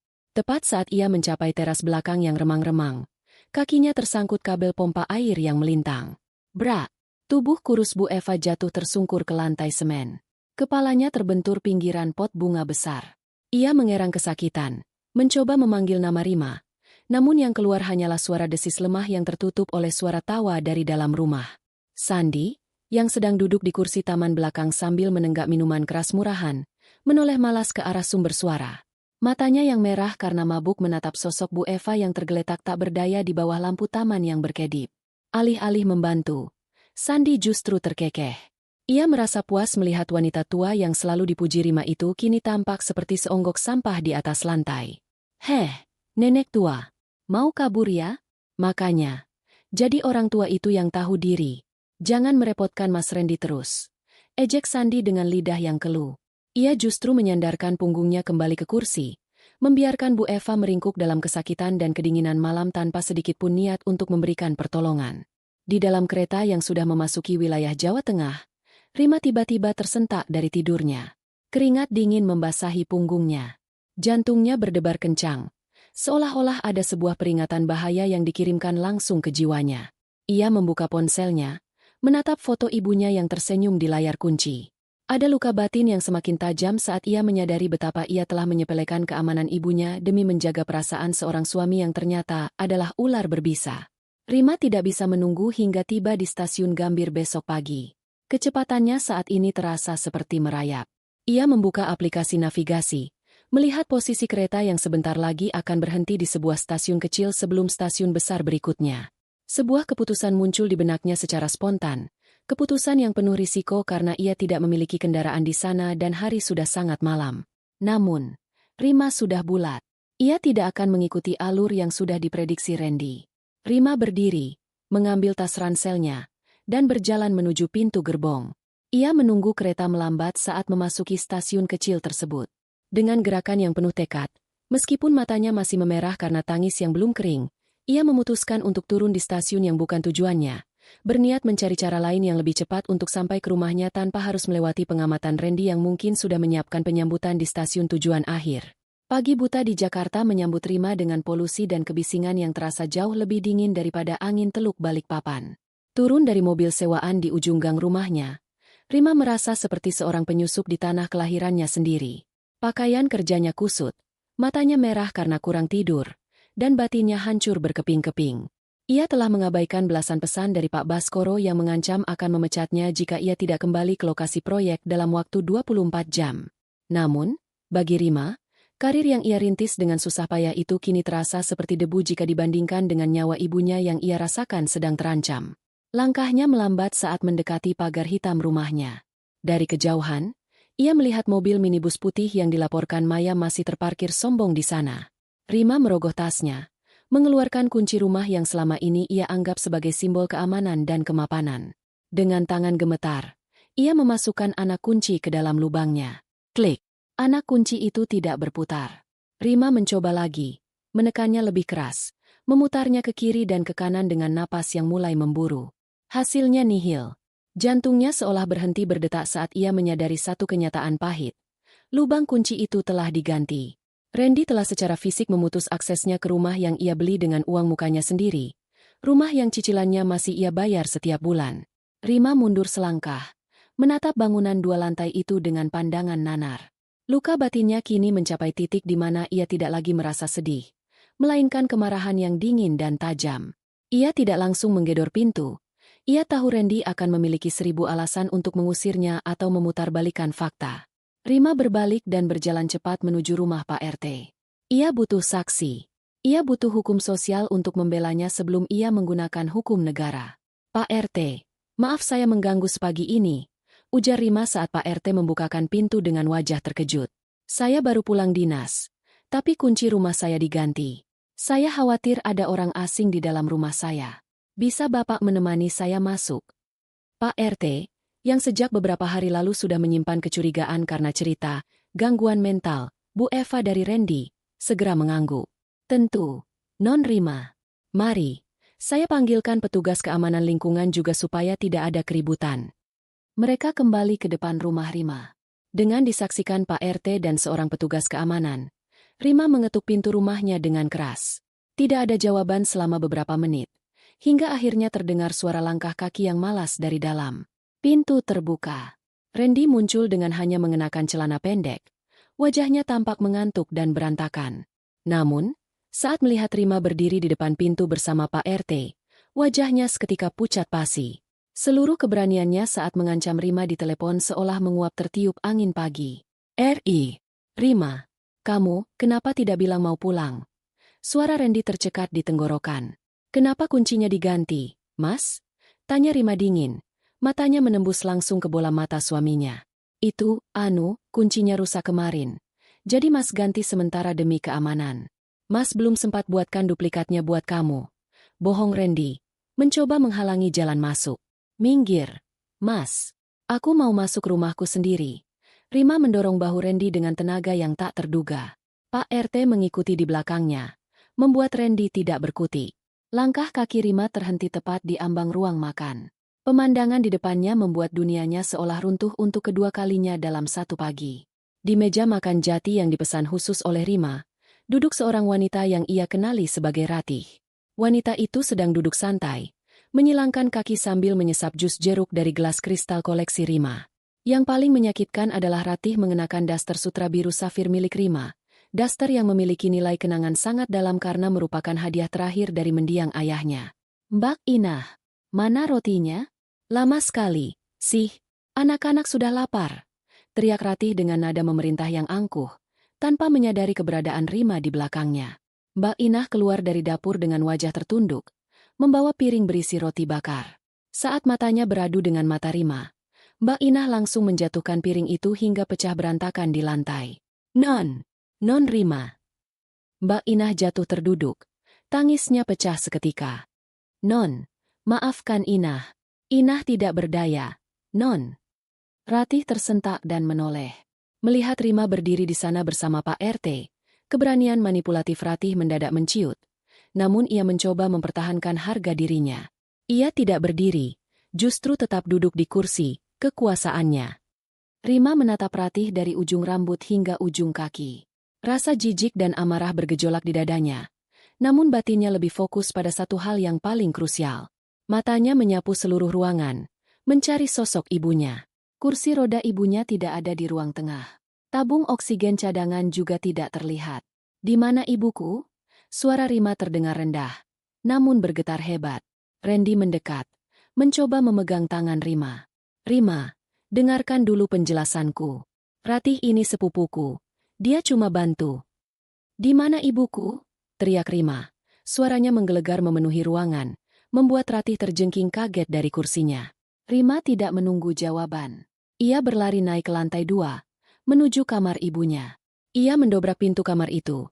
Namun yang ia temukan hanyalah Dika yang sedang tidur melintang di atas kasur Bu Eva yang luas, dengan puntung rokok berserakan di atas nakas medis ibunya. Kamar itu berbau asap rokok dan parfum murah, menghapus aroma minyak kayu putih yang biasanya menenangkan. Rima merasa dunianya gelap sesaat.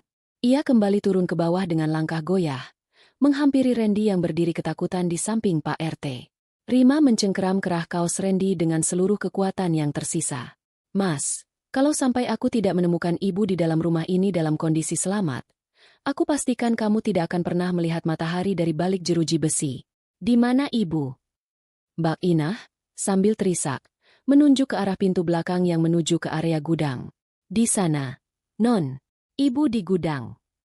Rima melepaskan cengkeramannya pada Randy dan berlari menuju pintu belakang. Di tengah kepanikan dan amarahnya, Rima sempat meraih ponselnya yang masih terhubung dengan nomor Maya. Ia tidak mematikan panggilan itu. Ia justru sengaja menekan tombol rekam video sambil berlari menuju gudang, sebuah keputusan impulsif yang sangat berisiko karena ia belum tahu pemandangan mengerikan apa yang akan tertangkap kamera.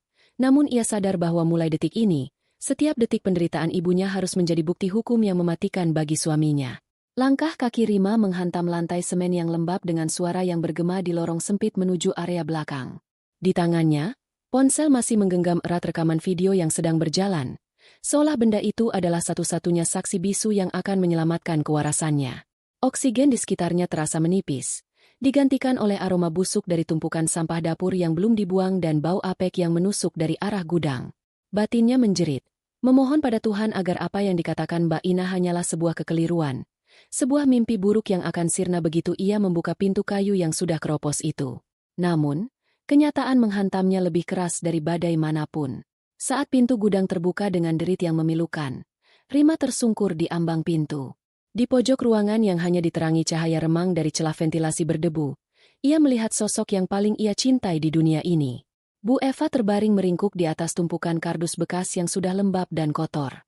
Tidak ada ranjang medis, tidak ada bantal empuk, hanya sebuah selimut tipis yang sudah berlubang.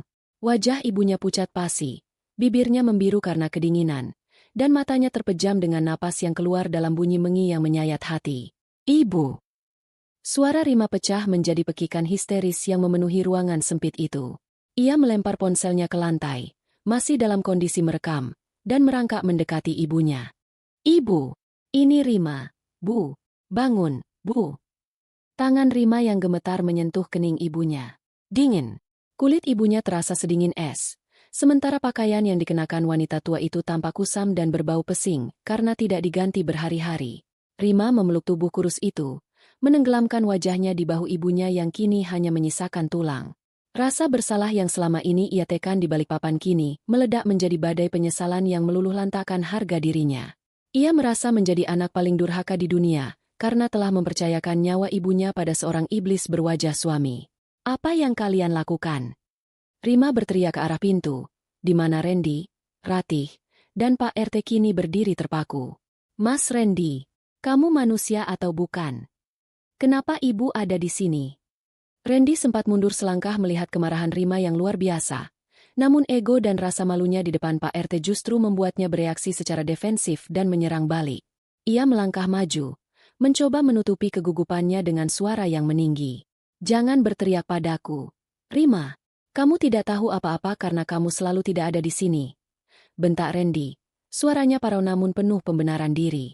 Ia menunjuk ke arah Bu Eva dengan jijik. Ibumu itu sudah pikun. Dia sering berteriak-teriak tidak jelas dan mengganggu anak-anak Ratih. Dia sendiri yang mau di sini karena katanya kamarnya terlalu berisik. Aku hanya menuruti kemauannya. Bohong. Seru Mbak Inah yang muncul dari balik punggung Pak RT sambil menangis sesenggukan. Ibu Eva diseret ke sini oleh Mas Randy karena kamarnya mau dipakai anak Mbak Ratih. Ibu menangis setiap malam. Non. Rima berdiri. Matanya berkilat dengan amarah yang mematikan. Ia berjalan mendekati Randy, mengabaikan Ratih yang mencoba bersembunyi di belakang suaminya. Kamar itu milik ibuku. Rumah ini milikku. Dan kamu hanyalah benalu yang aku beri makan. Plah. Satu tamparan keras mendarat di pipi Randy hingga kepalanya terlempar ke samping. Ratih memeki kaget. Sementara Pak RT hanya terdiam dengan wajah tegang, menyadari bahwa situasi ini sudah jauh melampaui sekadar urusan rumah tangga biasa. Randy memegang pipinya yang panas. Bukannya sadar, ia justru tertawa sinis. Sebuah tawa yang dipenuhi kebencian yang selama ini ia pendam terhadap kesuksesan Rima. Tampar saja terus. Rima, itu memang keahlianmu, kan? Merendahkan suamimu sendiri. Randy melangkah maju hingga wajahnya hanya berjarak beberapa senti dari Rima. Dengar ya, kamu itu istri yang gagal. Kamu lebih mementingkan proyek-proyek sialanmu di luar kota daripada melayani suami dan menjaga ibu sendiri. Kamu pikir uang bisa membeli segalanya? Kamu pikir karena kamu yang punya rumah ini, kamu bisa memerintahku seperti budak? Aku membawa Ratih ke sini karena aku butuh kehangatan. Aku butuh wanita yang benar-benar ada di rumah. Bukan wanita yang gila kerja seperti kamu. Randy membela Ratih dengan penuh gairah. Seolah wanita selingkuhannya itu adalah pahlawan dalam hidupnya. Hati Rima hancur berkeping-keping mendengar kata, istri gagal, keluar dari mulut pria yang ia perjuangkan finansialnya selama 5 tahun terakhir. Luka batinnya terasa seperti disiram air keras. Ia teringat bagaimana ia lembur hingga pagi, menahan rindu pada ibu dan rumahnya, hanya agar Randy bisa hidup nyaman dan ibunya bisa dioperasi. Ternyata, pengorbanannya justru dijadikan senjata untuk menghakiminya. Kamu bilang aku gagal. Rima berbisik. Suaranya bergetar karena emosi yang tertahan di tenggorokan. Aku bekerja untuk mengobati ibu, Mas. Aku bekerja untuk membayar semua hutang-hutangmu dan adikmu yang tidak berguna itu. Sudahlah, Mas Randy. Ratih akhirnya bersuara. Suaranya dibuat-buat seolah dia adalah korban. Kita tidak perlu bicara dengan wanita kasar seperti dia. Mari kita masuk. Biarkan dia mengurus ibunya yang sakit-sakitan itu. Rima menatap Ratih, melihat daster ayahnya yang masih melekat di tubuh wanita itu. Rasa jijik merayap di sekujur tubuhnya. Rima tidak membalas ucapan Ratih. Ia menyadari bahwa berdebat dengan orang-orang ini hanya akan membuang waktu yang berharga bagi nyawa ibunya. Pak RT. Rima menoleh ke arah ketua lingkungan itu dengan tatapan memohon yang hancur. Tolong bantu saya memanggil ambulans sekarang. Dan tolong, saksikan semua ini. Saya tidak akan membiarkan mereka lolos. Pak RT segera mengeluarkan ponselnya, mengangguk cepat dan melangkah keluar untuk menelepon. Sementara ambulans sedang dalam perjalanan, Rima kembali berlutut di samping ibunya. Ia menyelimuti Bu Eva dengan jaket kerjanya yang mahal, mencoba menyalurkan kehangatan dari tubuhnya sendiri. Randy dan Ratih masih berdiri di sana, menatap Rima dengan pandangan meremehkan, seolah-olah mereka masih merasa berada di atas angin karena merasa rumah itu masih dalam kendali mereka secara fisik. Randy merasa Rima tidak akan berani melakukan hal ekstrim karena Rima selalu mengutamakan reputasi. Namun, Rima telah berubah. Sesuatu di dalam dirinya telah mati bersamaan dengan saat ia melihat ibunya di atas kardus. Rima mengambil kembali ponselnya dari lantai gudang yang kotor. Ia melihat durasi rekaman video itu sudah mencapai 15 menit. Mencakup penemuan Bu Eva dan pengakuan kasar Randy barusan. Tanpa berkata sepatah kata pun pada Randy atau Ratih, Rima melakukan sebuah tindakan kecil yang sangat berisiko bagi kelanjutan sengketa aset mereka nanti. Ia membuka aplikasi perpesanan dan mengirimkan video mentah itu ke sebuah grup WhatsApp yang berisi seluruh keluarga besar Randy, termasuk ibu kandung Randy yang selama ini sangat membanggakan anaknya. Rima tahu, dengan melakukan ini, ia menghancurkan jembatan perdamaian selamanya dan memicu perang terbuka yang akan menyeret nama baiknya sendiri ke dalam lumpur media sosial keluarga. Namun ia tidak peduli lagi. Ia ingin Randy merasakan kehancuran sosial sebelum ia menghancurkannya secara hukum. Raungan sirine ambulans yang membelah kemacetan pagi Jakarta terasa seperti jeritan batin Rima yang tak kunjung usai. Di dalam ruang sempit kendaraan medis itu, Rima menggenggam tangan ibunya yang keriput dan sedingin pualam. Oksigen dialirkan melalui masker. Namun dada Bu Eva masih naik turun dengan susah payah, mengeluarkan suara detak yang ganjil, suara paru-paru yang terendam cairan akibat udara lembab gudang. Rima menatap nanar tetesan cairan infus, merasa setiap tetesnya adalah detik waktu yang ia curi dari maut untuk ibunya. Rasa bersalah itu tidak lagi berupa tangisan. Ia telah membeku menjadi belati yang tajam di dalam dadanya. Ia tidak hanya membenci Randy, ia membenci dirinya sendiri karena pernah menjadi wanita yang begitu naif. Setibanya di rumah sakit, hiruk-pikuk instalasi gawat darurat, IGD, menyambut mereka. Dokter dan perawat bergerak cepat setelah melihat kondisi Bu Eva yang memprihatinkan. Rima berdiri di sudut ruangan, menyaksikan baju ibunya yang kotor digunting dan diganti dengan jubah pasien yang bersih. "Ibu Anda mengalami pneumonia berat dan dehidrasi," ujar Dokter Aris, dokter jaga yang menangani Bu Eva, setelah melakukan pemeriksaan awal. Matanya menatap Rima dengan sorot yang menghakimi namun penuh selidik. Ada tanda-tanda hipotermia ringan dan luka lecet di punggung yang sepertinya didapat karena berbaring di permukaan yang keras dan tidak rata untuk waktu yang lama. Bagaimana ini bisa terjadi pada pasien lansia dengan kondisi kronis? Pertanyaan dokter itu menghantam ulu hati Rima. Ia merasa seperti ditelanjangi di depan umum sebagai anak yang lalai. Saya sedang di luar kota, Dok. Saya menitipkannya pada suami saya." Suara Rima bergetar, namun matanya tetap tajam. "Tolong lakukan yang terbaik. Saya tidak akan membiarkan hal ini terjadi lagi." Setelah Bu Eva dipindahkan ke ruang ICU untuk observasi ketat, Rima terduduk di kursi tunggu yang dingin. Ia mengeluarkan ponselnya. Video yang ia kirim ke grup keluarga besar semalam telah meledak. Puluhan pesan masuk, mulai dari caci maki saudara-saudara Randy hingga tangisan mertuanya yang tidak percaya. Namun, Rima tidak membalas satupun. Ia mencari nomor Maya. "Maya, jalankan semuanya," ujar Rima begitu panggilan tersambung. Suaranya dingin, tanpa ada keraguan yang tersisa. Gugatan cerai, tuntutan hak asuh atas rumah, dan yang paling penting, pelaporan pidana. Penelantaran orang tua yang mengakibatkan bahaya maut. "Aku punya bukti rekaman video, kesaksian Mbak Inah, laporan medis rumah sakit, dan kesaksian Pak RT. Rima, kamu sadar ini akan menjadi perang yang sangat panjang dan melelahkan." Suara Maya di ujung telepon terdengar penuh simpati sekaligus ketegasan seorang pengacara. "Randy pasti akan melawan, terutama jika dia tahu dia akan kehilangan tempat tinggal. Biarkan dia melawan, Mei. Semakin dia melawan, semakin dalam lubang yang dia gali untuk dirinya sendiri," sahut Rima. "Aku ingin dia keluar dari rumah itu dengan tangan kosong. Aku ingin dia merasakan bagaimana rasanya kedinginan dan tidak memiliki tempat untuk pulang, persis seperti yang dia lakukan pada ibuku." 2 jam kemudian, saat Rima sedang menatap ibunya dari balik kaca ruang ICU, sosok yang paling ia benci muncul di ujung lorong. Randy datang dengan langkah terburu-buru, wajahnya tampak kusam dan matanya sembab, mungkin karena tekanan dari keluarganya setelah video itu tersebar. Ratih tidak terlihat bersamanya. Sepertinya wanita itu cukup cerdas untuk tidak menampakkan diri di wilayah kekuasaan Rima. Rima, syukurlah kamu di sini. Bagaimana ibu?" Randy mencoba mendekat. Tangannya terulur seolah ingin merangkul bahu Rima. Rima berbalik dengan gerakan yang begitu cepat dan tajam, membuat Randy tersentak mundur. "Jangan pernah sebut kata, ibu, lagi dari mulut busukmu itu, Randy. Sayang, dengarkan aku dulu. Video itu. Kamu salah paham. Aku sedang stres. Rima, tagihan menumpuk. Kamu jauh. Dan aku merasa tertekan menjaga ibu sendirian. Aku hilaf. Aku minta maaf. Kita bisa bicarakan ini baik-baik. Jangan bawa-bawa polisi atau keluarga besar." Randy memelas. Suaranya parau mencoba mencari celah iba di hati istrinya. Rima menatap pria di depannya. Pria yang dulu ia puja. Pria yang ia percayai sebagai pelindung. Kini, yang ia lihat hanyalah seorang pengecut yang mencoba menyelamatkan kulitnya sendiri setelah tertangkap basah. Luka batin Rima terasa seperti telah mencapai titik nol. Tidak ada lagi rasa sakit yang bisa dirasakan karena saraf-saraf cintanya telah mati total. "Kamu hilaf." Rima tertawa kecil. Tawa yang terdengar sangat mengerikan di lorong rumah sakit yang sunyi. Menaruh orang tua sakit di gudang lembab selama berhari-hari itu bukan hilaf, Randy. Itu rencana.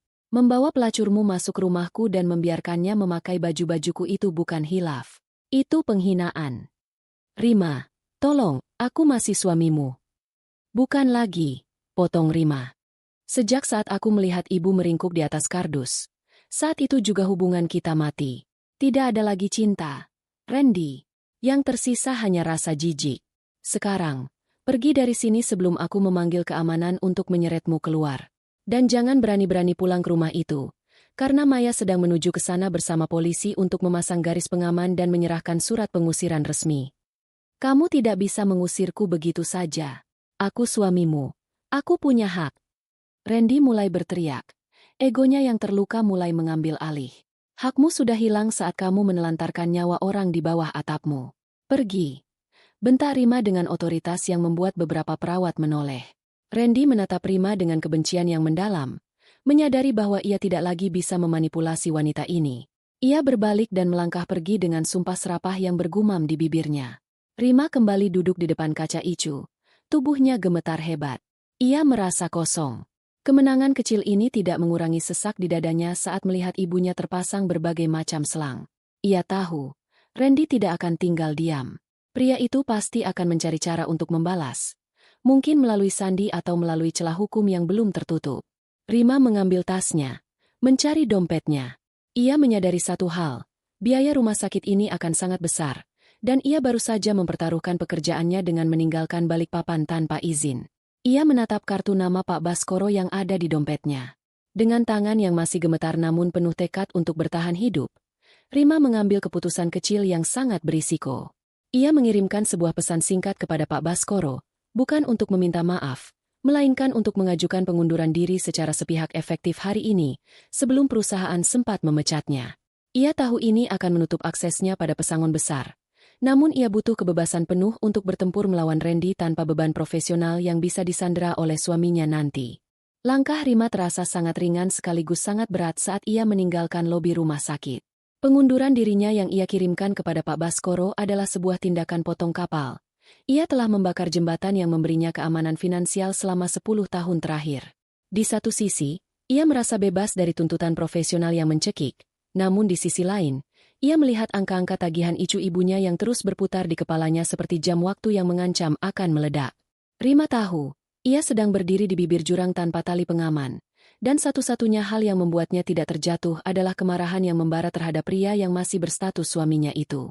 Maya sudah menunggu di dalam mobilnya yang terparkir di depan apotek rumah sakit. Wajah pengacara itu tampak sangat serius. Jauh lebih tegang dibandingkan saat mereka berbicara di telepon tadi. Ia segera menyodorkan sebuah map coklat tebal begitu Rima duduk di kursi penumpang. Aku sudah melakukan pengecekan mendalam ke bank dan beberapa relasiku di kantor pertanahan. Rima, ujar Maya tanpa basa-basi. Ini bukan sekadar penelantaran. Ini adalah perampokan terencana. Rima membuka map itu dengan tangan gemetar. Lembaran rekening koran menunjukkan bahwa Randy telah melakukan penarikan tunai berkali-kali dari akun tabungan darurat Rima yang seharusnya tidak bisa diakses tanpa tanda tangannya. Tidak hanya itu, ada aliran dana yang masuk rekening Sandi setiap minggu dalam jumlah besar. Bagaimana dia bisa mengambil uang dari akun daruratku? Tanya Rima, suaranya parau. Sandi, dia yang menemukan buku tabungan dan kartu identitasmu di brankas kecil kamar atas yang mereka bongkar paksa. Jelas Maya. Tapi ada yang lebih gila lagi. Lihat lembaran terakhir. Randy dan Rati sudah mendatangi seorang notaris nakal di daerah Jakarta Barat. Mereka sedang dalam proses memproses akta jual beli palsu. Mereka mencoba membalik nama rumahmu atas nama Randy dengan memalsukan tanda tanganmu. Beruntung, sistem verifikasi di kantor pertanahan menandai adanya ketidaksesuaian data karena kamu belum pernah memperbarui KTP elektronikmu di sana. Rima memejamkan mata. Rasa sakit karena dikhianati kini berubah menjadi rasa mual yang hebat. Randy tidak hanya ingin menghancurkan hatinya dan nyawa ibunya, tapi juga ingin merampas satu-satunya aset yang ia persiapkan untuk masa tua sang ibu. Harga dirinya sebagai seorang wanita mandiri seolah diinjak-injak hingga lumat ke tanah. Kita berangkat sekarang, Maya. Aku tidak mau menunggu besok, tegas Rima. Bawa polisi yang sudah kita hubungi tadi. Aku ingin mereka keluar dari rumahku sebelum matahari terbenam. 1 jam kemudian, suasana tenang di kompleks perumahan itu pecah oleh kehadiran 2 mobil polisi dan 1 unit mobil keamanan lingkungan yang dipimpin oleh Pak RT. Rima turun dari mobil dengan langkah yang dikeraskan, didampingi oleh Maya yang membawa setumpuk dokumen hukum. Para tetangga mulai keluar dari pagar rumah masing-masing, berbisik-bisik melihat keramaian di depan rumah Rima. Rima tidak mengetuk pintu. Ia memerintahkan petugas keamanan untuk mendobrak pintu pagar yang digembok oleh Randy dari dalam. Bra! Pintu pagar terbuka paksa. Rima melangkah masuk ke teras, di mana Ratih sedang asyik memotret dirinya sendiri menggunakan ponsel baru yang dibeli dengan uang tabungan Rima. Ratih terperanjat. Ponselnya hampir jatuh saat melihat rombongan polisi masuk ke halaman. Ada apa ini? Mas Randy. Mas! Teriak Ratih histeris. Randy keluar dari rumah dengan wajah pucat pasi, diikuti oleh Sandi yang tampak sedang memegang sebotol minuman keras.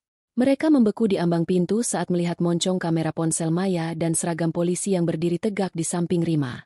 Randy Pratama, Anda dan semua orang yang ada di dalam rumah ini diperintahkan untuk segera mengosongkan bangunan ini atas laporan tindak pidana pencurian, penggelapan dalam keluarga, dan percobaan pemalsuan dokumen, ujar salah satu polisi dengan nada otoriter.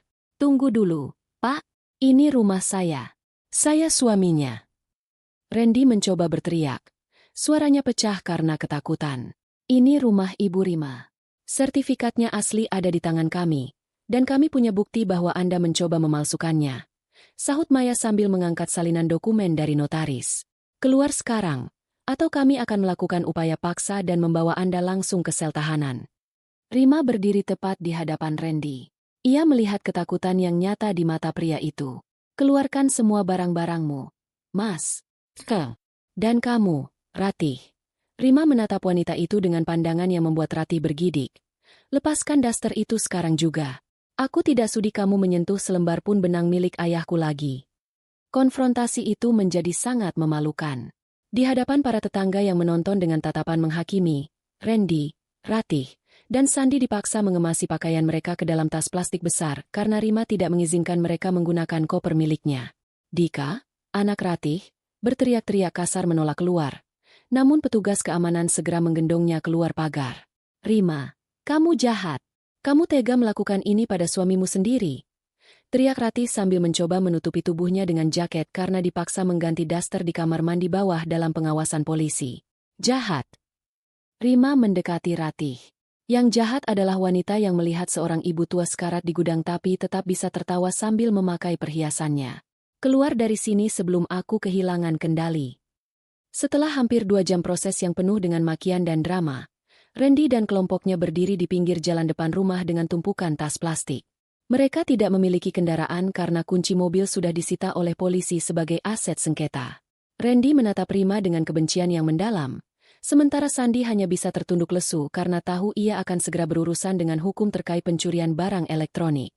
Rima berdiri di depan pintu rumahnya yang kini telah kosong dari keberadaan mereka. Namun, saat ia melangkah masuk, ia melihat rumahnya dalam keadaan hancur. Dinding yang penuh coretan anak-anak Ratih, sofa yang berlubang karena puntung rokok Sandi, dan bau busuk yang masih tertinggal dari arah dapur. Batin Rima merintih. Rumah ini bukan lagi tempat yang hangat. Ini adalah monumen kehancuran hidupnya. Ia terduduk di lantai ruang tengah yang kotor, menatap sekelilingnya dengan perasaan hampa yang luar biasa. Ia tidak punya pekerjaan, uang tabungannya lumat, dan ibunya masih diicu. Kemenangan ini terasa sangat pahit. Namun, di tengah keputusasaan itu, mata Rima tertuju pada sebuah kartu nama yang terselip di balik dokumen notaris yang dibawa Maya. Itu adalah kartu nama peminjam dana cepat yang sering berhubungan dengan Sandi. Rima menyadari sesuatu. Randy mungkin memiliki hutang-hutang lain yang menggunakan nama Rima sebagai penjamin tanpa sepengetahuannya. Dengan tangan yang masih gemetar karena sisa amarah, Rima mengambil ponselnya. Alih-alih beristirahat atau membersihkan rumah, ia membuat sebuah keputusan kecil yang sangat berisiko. Ia menghubungi nomor di kartu nama tersebut, berniat untuk bertemu dengan penagih hutang itu malam ini juga di sebuah kafe sepi, tanpa memberitahu Maya atau polisi. Ia harus tahu seberapa dalam lubang hutang yang telah digali Randy atas namanya, sebelum orang-orang itu datang dan menyita rumahnya secara ilegal. Rima tahu ia mungkin sedang masuk ke sarang serigala yang baru, namun ia tidak lagi memiliki rasa takut untuk kehilangan apapun. Langkah Rima terasa berat saat ia berjalan menyusuri trotoar menuju gerbang rumahnya yang kini telah dipasang garis pembatas oleh pihak keamanan. Pertemuannya dengan penagih hutang semalam, sebuah keputusan nekat yang hampir membuatnya celaka, telah membuka tabir kegelapan yang lebih dalam. Randy bukan hanya mengkhianati Ranjang dan ibunya, pria itu telah menjaminkan sertifikat rumah tambahan atas nama perusahaan fiktif yang mencatut identitas Rima. Luka batin yang dirasakan Rima kini tak lagi berbentuk air mata. Ia telah mengeras menjadi bongkahan es yang dingin dan tajam. Ia merasa seperti sedang berjalan di atas puing-puing hidupnya sendiri. Namun anehnya, ia tak lagi merasa takut akan jatuh. Di depan gerbang, pemandangan patetik menyambutnya. Randy, Ratih, Sandi, dan anak-anak Ratih masih bertahan di sana, duduk di atas tumpukan tas plastik sampah yang berisi pakaian mereka. Wajah Randy tampak hancur, matanya cekung, dan bahunya merosot, kehilangan semua keangkuhan yang ia pamerkan saat Rima masih di balik papan. Begitu melihat mobil Rima berhenti, Randy segera berlari mendekat. Ia tidak lagi berteriak atau memaki. Pria itu justru jatuh berlutut di depan pintu mobil, menghalangi jalan Rima dengan tubuhnya yang gemetar. "Rima, sayang, tolong." Suara Randy pecah, parau karena tangis yang mungkin sudah ia tumpahkan sepanjang malam di pinggir jalan. "Jangan lakukan ini. Aku tidak punya uang sepeser pun. Semua tabunganku, semua uang yang ada sudah habis. Kami tidak punya tempat tinggal. Rima, kamu tega melihat suamimu tidur di emperan jalan." Rima turun dari mobil dengan gerakan yang sangat tenang. Ia menatap Randy yang bersimpuh di kakinya dengan pandangan datar, seolah ia sedang melihat serangga yang terjepit di bawah sepatunya. Tidak ada lagi debar cinta. Tidak ada lagi rasa iba yang dulu selalu membuatnya luluh. Cinta itu sudah mati, terkubur bersama rasa dingin di gudang belakang tempat ibunya disiksa. "Suamiku." Rima mengulang kata itu dengan nada yang sangat rendah namun mematikan. "Suamiku adalah pria yang berjanji menjaga ibuku, bukan penyiksa yang membiarkannya sekarat di atas kardus. Siapa pria di depanku ini? Aku tidak mengenalnya." "Mas, bangun. Jangan memalukan diri sendiri," teriak Ratih dari kejauhan. Namun suaranya tidak lagi penuh kasih sayang. Wajah Ratih tampak garang. Matanya berkilat penuh amarah saat menatap Randy yang kini tampak sangat menyedihkan. "Kamu bilang kamu punya kuasa di rumah ini. Kamu bilang semuanya sudah beres. Kalau kamu benar-benar tidak punya uang dan kita harus luntang-lantung seperti ini, aku pergi, Mas. Aku tidak mau hidup miskin dengan pria tidak berguna sepertimu." Randy menoleh ke arah Ratih dengan wajah penuh keputusasaan. "Ratih, tolong mengertilah." "Mengerti apa? Kamu menjanjikan istana, tapi malah memberiku tumpukan sampah di pinggir jalan," bentak Ratih. Ia mulai mengemasi tasnya sendiri, mengabaikan anak-anaknya yang mulai menangis ketakutan. "Aku lebih baik cari laki-laki lain daripada harus menanggung malu dan kemiskinan bersamamu." Rima menyaksikan pertunjukan itu dengan senyum tipis yang mengerikan. Inilah pria yang mengkhianatinya. Seorang pria yang mempertaruhkan segalanya demi wanita yang ternyata hanya mencintai isi dompetnya. Luka batin Rima seolah mendapat sedikit penawar saat melihat kehancuran kepercayaan di antara dua pengkhianat itu. "Dengar itu, Randy? Bahkan wanita yang kamu banggakan itu menganggapmu sampah," ujar Rima. Ia melangkah melewati Randy dan masuk ke halaman rumah. Di teras, masih ada beberapa koper dan barang milik Ratih yang belum sempat dibawa polisi. Dengan gerakan yang tegas, Rima menyeret koper-koper bermerek itu satu persatu. Ia melemparnya melewati pagar, hingga barang-barang itu jatuh berantakan di aspal jalanan, tepat di depan wajah Randy dan Ratih. "Keluar, dan jangan pernah berani menyentuh pagar ini lagi," desis Rima. "Rumah ini adalah tempat suci bagi ibuku. Tidak ada tempat bagi pengkhianat, pencuri, dan penyiksa seperti kalian di sini. Mulai detik ini, kalian bukan siapa-siapa bagiku. Kalian hanyalah sejarah buruk yang akan kuhapus dengan tanganku sendiri." Randy mencoba meraih tangan Rima melalui celah pagar. Air matanya bercucuran. "Rima, aku mohon beri aku kesempatan sekali lagi. Aku akan bekerja apa saja. Aku akan urus ibu dengan benar." "Kesempatan itu sudah habis di malam pertama kamu membawa wanita itu masuk ke kamarku," jawab Rima dingin. "Dan soal ibu, setiap kali aku mendengar suara mesin ventilator diicu, setiap kali itu pula aku mengutuk namamu agar kamu merasakan penderitaan yang lebih hebat dari apa yang ibu rasakan. Pergi." Rima menutup pintu rumahnya dengan bantingan keras yang bergema di seluruh kompleks. Ia menyandarkan punggungnya di balik pintu. Napasnya memburu. Di luar, suara pertengkaran antara Randy dan Ratih semakin memuncak, hingga akhirnya terdengar suara langkah kaki yang menjauh dan deru mobil taksi yang dipesan Ratih untuk meninggalkannya sendirian di sana. Rima berjalan ke arah dapur, mengambil segelas air dengan tangan yang masih gemetar. Kehancuran Randy memang memberi kepuasan, namun beban di pundaknya belum sepenuhnya terangkat. Ia menatap sertifikat rumah dan dokumen hutang fiktif yang ada di meja makan. Jika ia melaporkan semua ini ke polisi sekarang, Ia memang bisa memenjarakan Randy, namun ia juga berisiko kehilangan rumah ini dalam proses sengketa hukum yang panjang dengan para penagih hutang yang memiliki bukti dokumen, meski itu palsu. Rima mengambil ponselnya, menatap nomor penagih hutang yang ia temui semalam. Ia tahu ia sedang bermain dengan api. Namun, demi menyelamatkan rumah peninggalan ayahnya dan biaya pengobatan ibunya yang kian membengkak, Rima mengambil sebuah keputusan kecil yang sangat berbahaya. Ia mengirimkan pesan kepada penagih hutang itu, menawarkan diri untuk bekerja sama mengungkap sindikat pemalsuan dokumen yang melibatkan oknum notaris rekanan mereka, asalkan hutang atas namanya dihapuskan sepenuhnya. Sebuah langkah yang menempatkan Rima di posisi saksi kunci yang bisa diincar oleh preman manapun. Namun ia tidak lagi peduli pada nyawanya sendiri asalkan martabat keluarganya kembali tegak. Bau antiseptik yang tajam biasanya membuat Rima mual. Namun pagi ini, aroma itu terasa seperti bau kemenangan yang paling murni. Di bangsal perawatan kelas 1, yang dibayar Rima dengan sisa tabungan terakhirnya setelah menjual seluruh aset perhiasannya, Bu Eva tampak jauh lebih baik. Selang ventilator yang mengerikan itu sudah dilepas, digantikan oleh selang oksigen kecil yang lebih manusiawi. Mata Bu Eva yang sempat redup kini mulai terbuka, menatap langit-langit kamar dengan kesadaran yang perlahan pulih. Rima duduk di sisi tempat tidur, menggenggam jemari ibunya yang masih terasa rapuh. Ada keheningan yang dalam di antara mereka, sebuah keheningan yang tidak lagi dipenuhi oleh ketakutan, melainkan oleh pengertian. Batin Rima yang selama berminggu-minggu seperti medan perang kini mulai terasa seperti tanah lapang setelah badai. Ia telah kehilangan pekerjaannya, ia telah menghancurkan pernikahannya, dan ia kini berdiri di atas tumpukan puing finansial. Namun, saat Bu Eva menoleh dan meremas pelantangan Rima tahu bahwa semua kehilangan itu hanyalah harga kecil untuk sebuah nyawa yang tak ternilai. Rima. Suara Bu Eva terdengar parau, namun sangat jernih di telinga Rima. Iya, Bu. Rima di sini. Kita akan pulang sebentar lagi. Bisik Rima sambil mengecup punggung tangan ibunya. Rumah bagaimana? Tanya Bu Eva. Sorot matanya menunjukkan sisa trauma dari hari-hari di gudang lembab itu. Rima tersenyum, meski hatinya perih. Rumah sudah bersih, Bu. Sudah tidak ada siapa-siapa lagi di sana. Hanya ada kita dan Mbak Inah.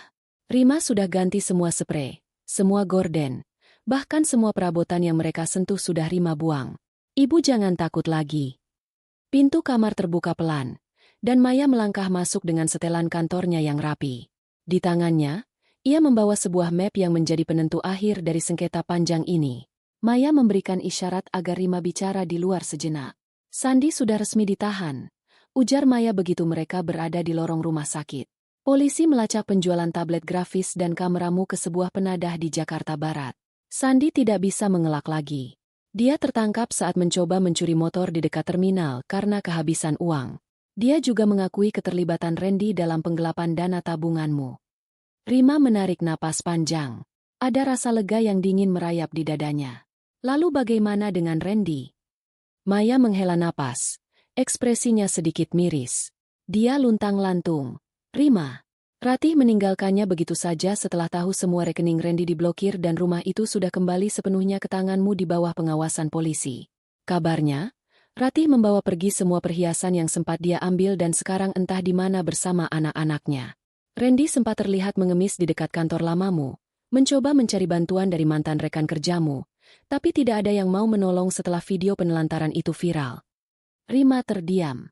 Bayangan Randy yang dulu selalu tampil klimis dan sombong kini harus beradu dengan kenyataan bahwa pria itu menjadi gembel di jalanan Jakarta.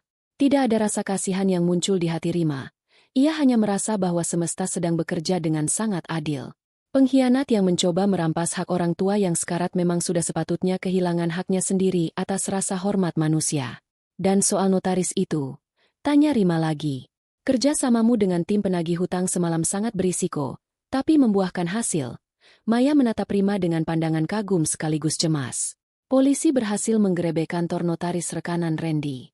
Sertifikat rumahmu yang asli sudah diamankan dan semua dokumen pemalsuan itu dinyatakan tidak sah secara hukum. Hutang-hutang fiktif atas namamu sudah dibatalkan oleh bank karena terbukti ada unsur penipuan sistemik. Kamu bebas. Rima. Secara hukum, kamu bebas. Rima menyandarkan punggungnya ke dinding rumah sakit. Kata, bebas. Terdengar sangat manis namun juga sangat menakutkan. Bebas berarti ia harus memulai dari nol. Ia tidak lagi memiliki gaji besar bulanan. Ia harus memikirkan bagaimana cara menghidupi ibunya dan membayar biaya fisioterapi yang panjang ke depannya. Sore harinya, Rima membawa Bu Eva pulang.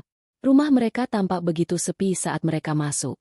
Mbak Inah menyambut dengan tangis bahagia di depan pintu. Bau harum aromaterapi lavender yang dipasang Rima memenuhi ruangan, mencoba menghapus sisa-sisa aroma pengkhianatan yang sempat menetap di sana. Rima membawa ibunya ke kamar utama di lantai atas, kamar yang dulu sempat dirampas oleh Dika. Kamar itu kini sudah dicat ulang dengan warna putih bersih. Tidak ada lagi bau asap rokok. Rima membantu ibunya berbaring di atas ranjang empuk yang baru. Ibu istirahat ya. Rima mau ke belakang sebentar, ujar Rima lembut. Rima berjalan menuju gudang belakang. Ruangan itu kini kosong melompong. Ia melihat sisa-sisa kardus yang dulu menjadi alas tidur ibunya. Dengan tangan gemetar, Rima mengambil sebuah jeriken kecil berisi minyak tanah dan tumpukan daster-daster lama miliknya yang pernah dipakai oleh Ratih. Ia membawanya ke halaman belakang, ke sebuah tong besi tempat pembakaran sampah.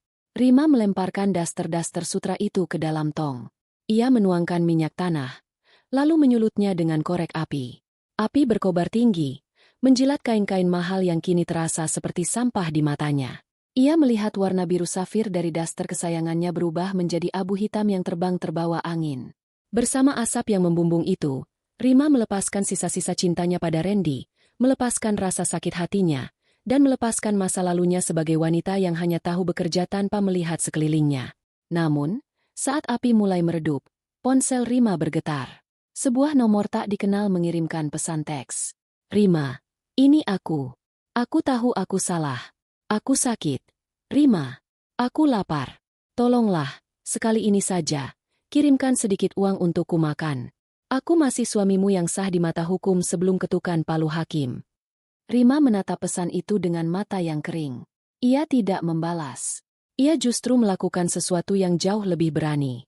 Ia membuka aplikasi perbankannya, melihat saldo yang tinggal beberapa ratus ribu rupiah, lalu melakukan sebuah keputusan kecil yang sangat berisiko bagi kelangsungan hidupnya dalam beberapa hari ke depan. Ia mentransfer sisa uang makannya selama seminggu ke depan kepada Mbak Inah. Lalu ia mengambil semua sisa uang tunai di dompetnya dan memasukkannya ke dalam sebuah amplop. Rima kemudian berjalan ke depan rumah, menghampiri Pak RT yang sedang duduk di pos ronda. Pak RT, tolong berikan amplop ini pada pria yang mungkin akan datang ke sini malam ini mencari saya. Katakan padanya, ini adalah uang terakhir yang akan dia terima dari saya. Setelah ini, jika dia menginjakan kaki di radius 1 kilometer dari rumah ini, saya tidak akan ragu untuk meminta polisi menggunakan pasal yang lebih berat. Ujar Rima dengan suara yang tenang namun tak tergoyahkan.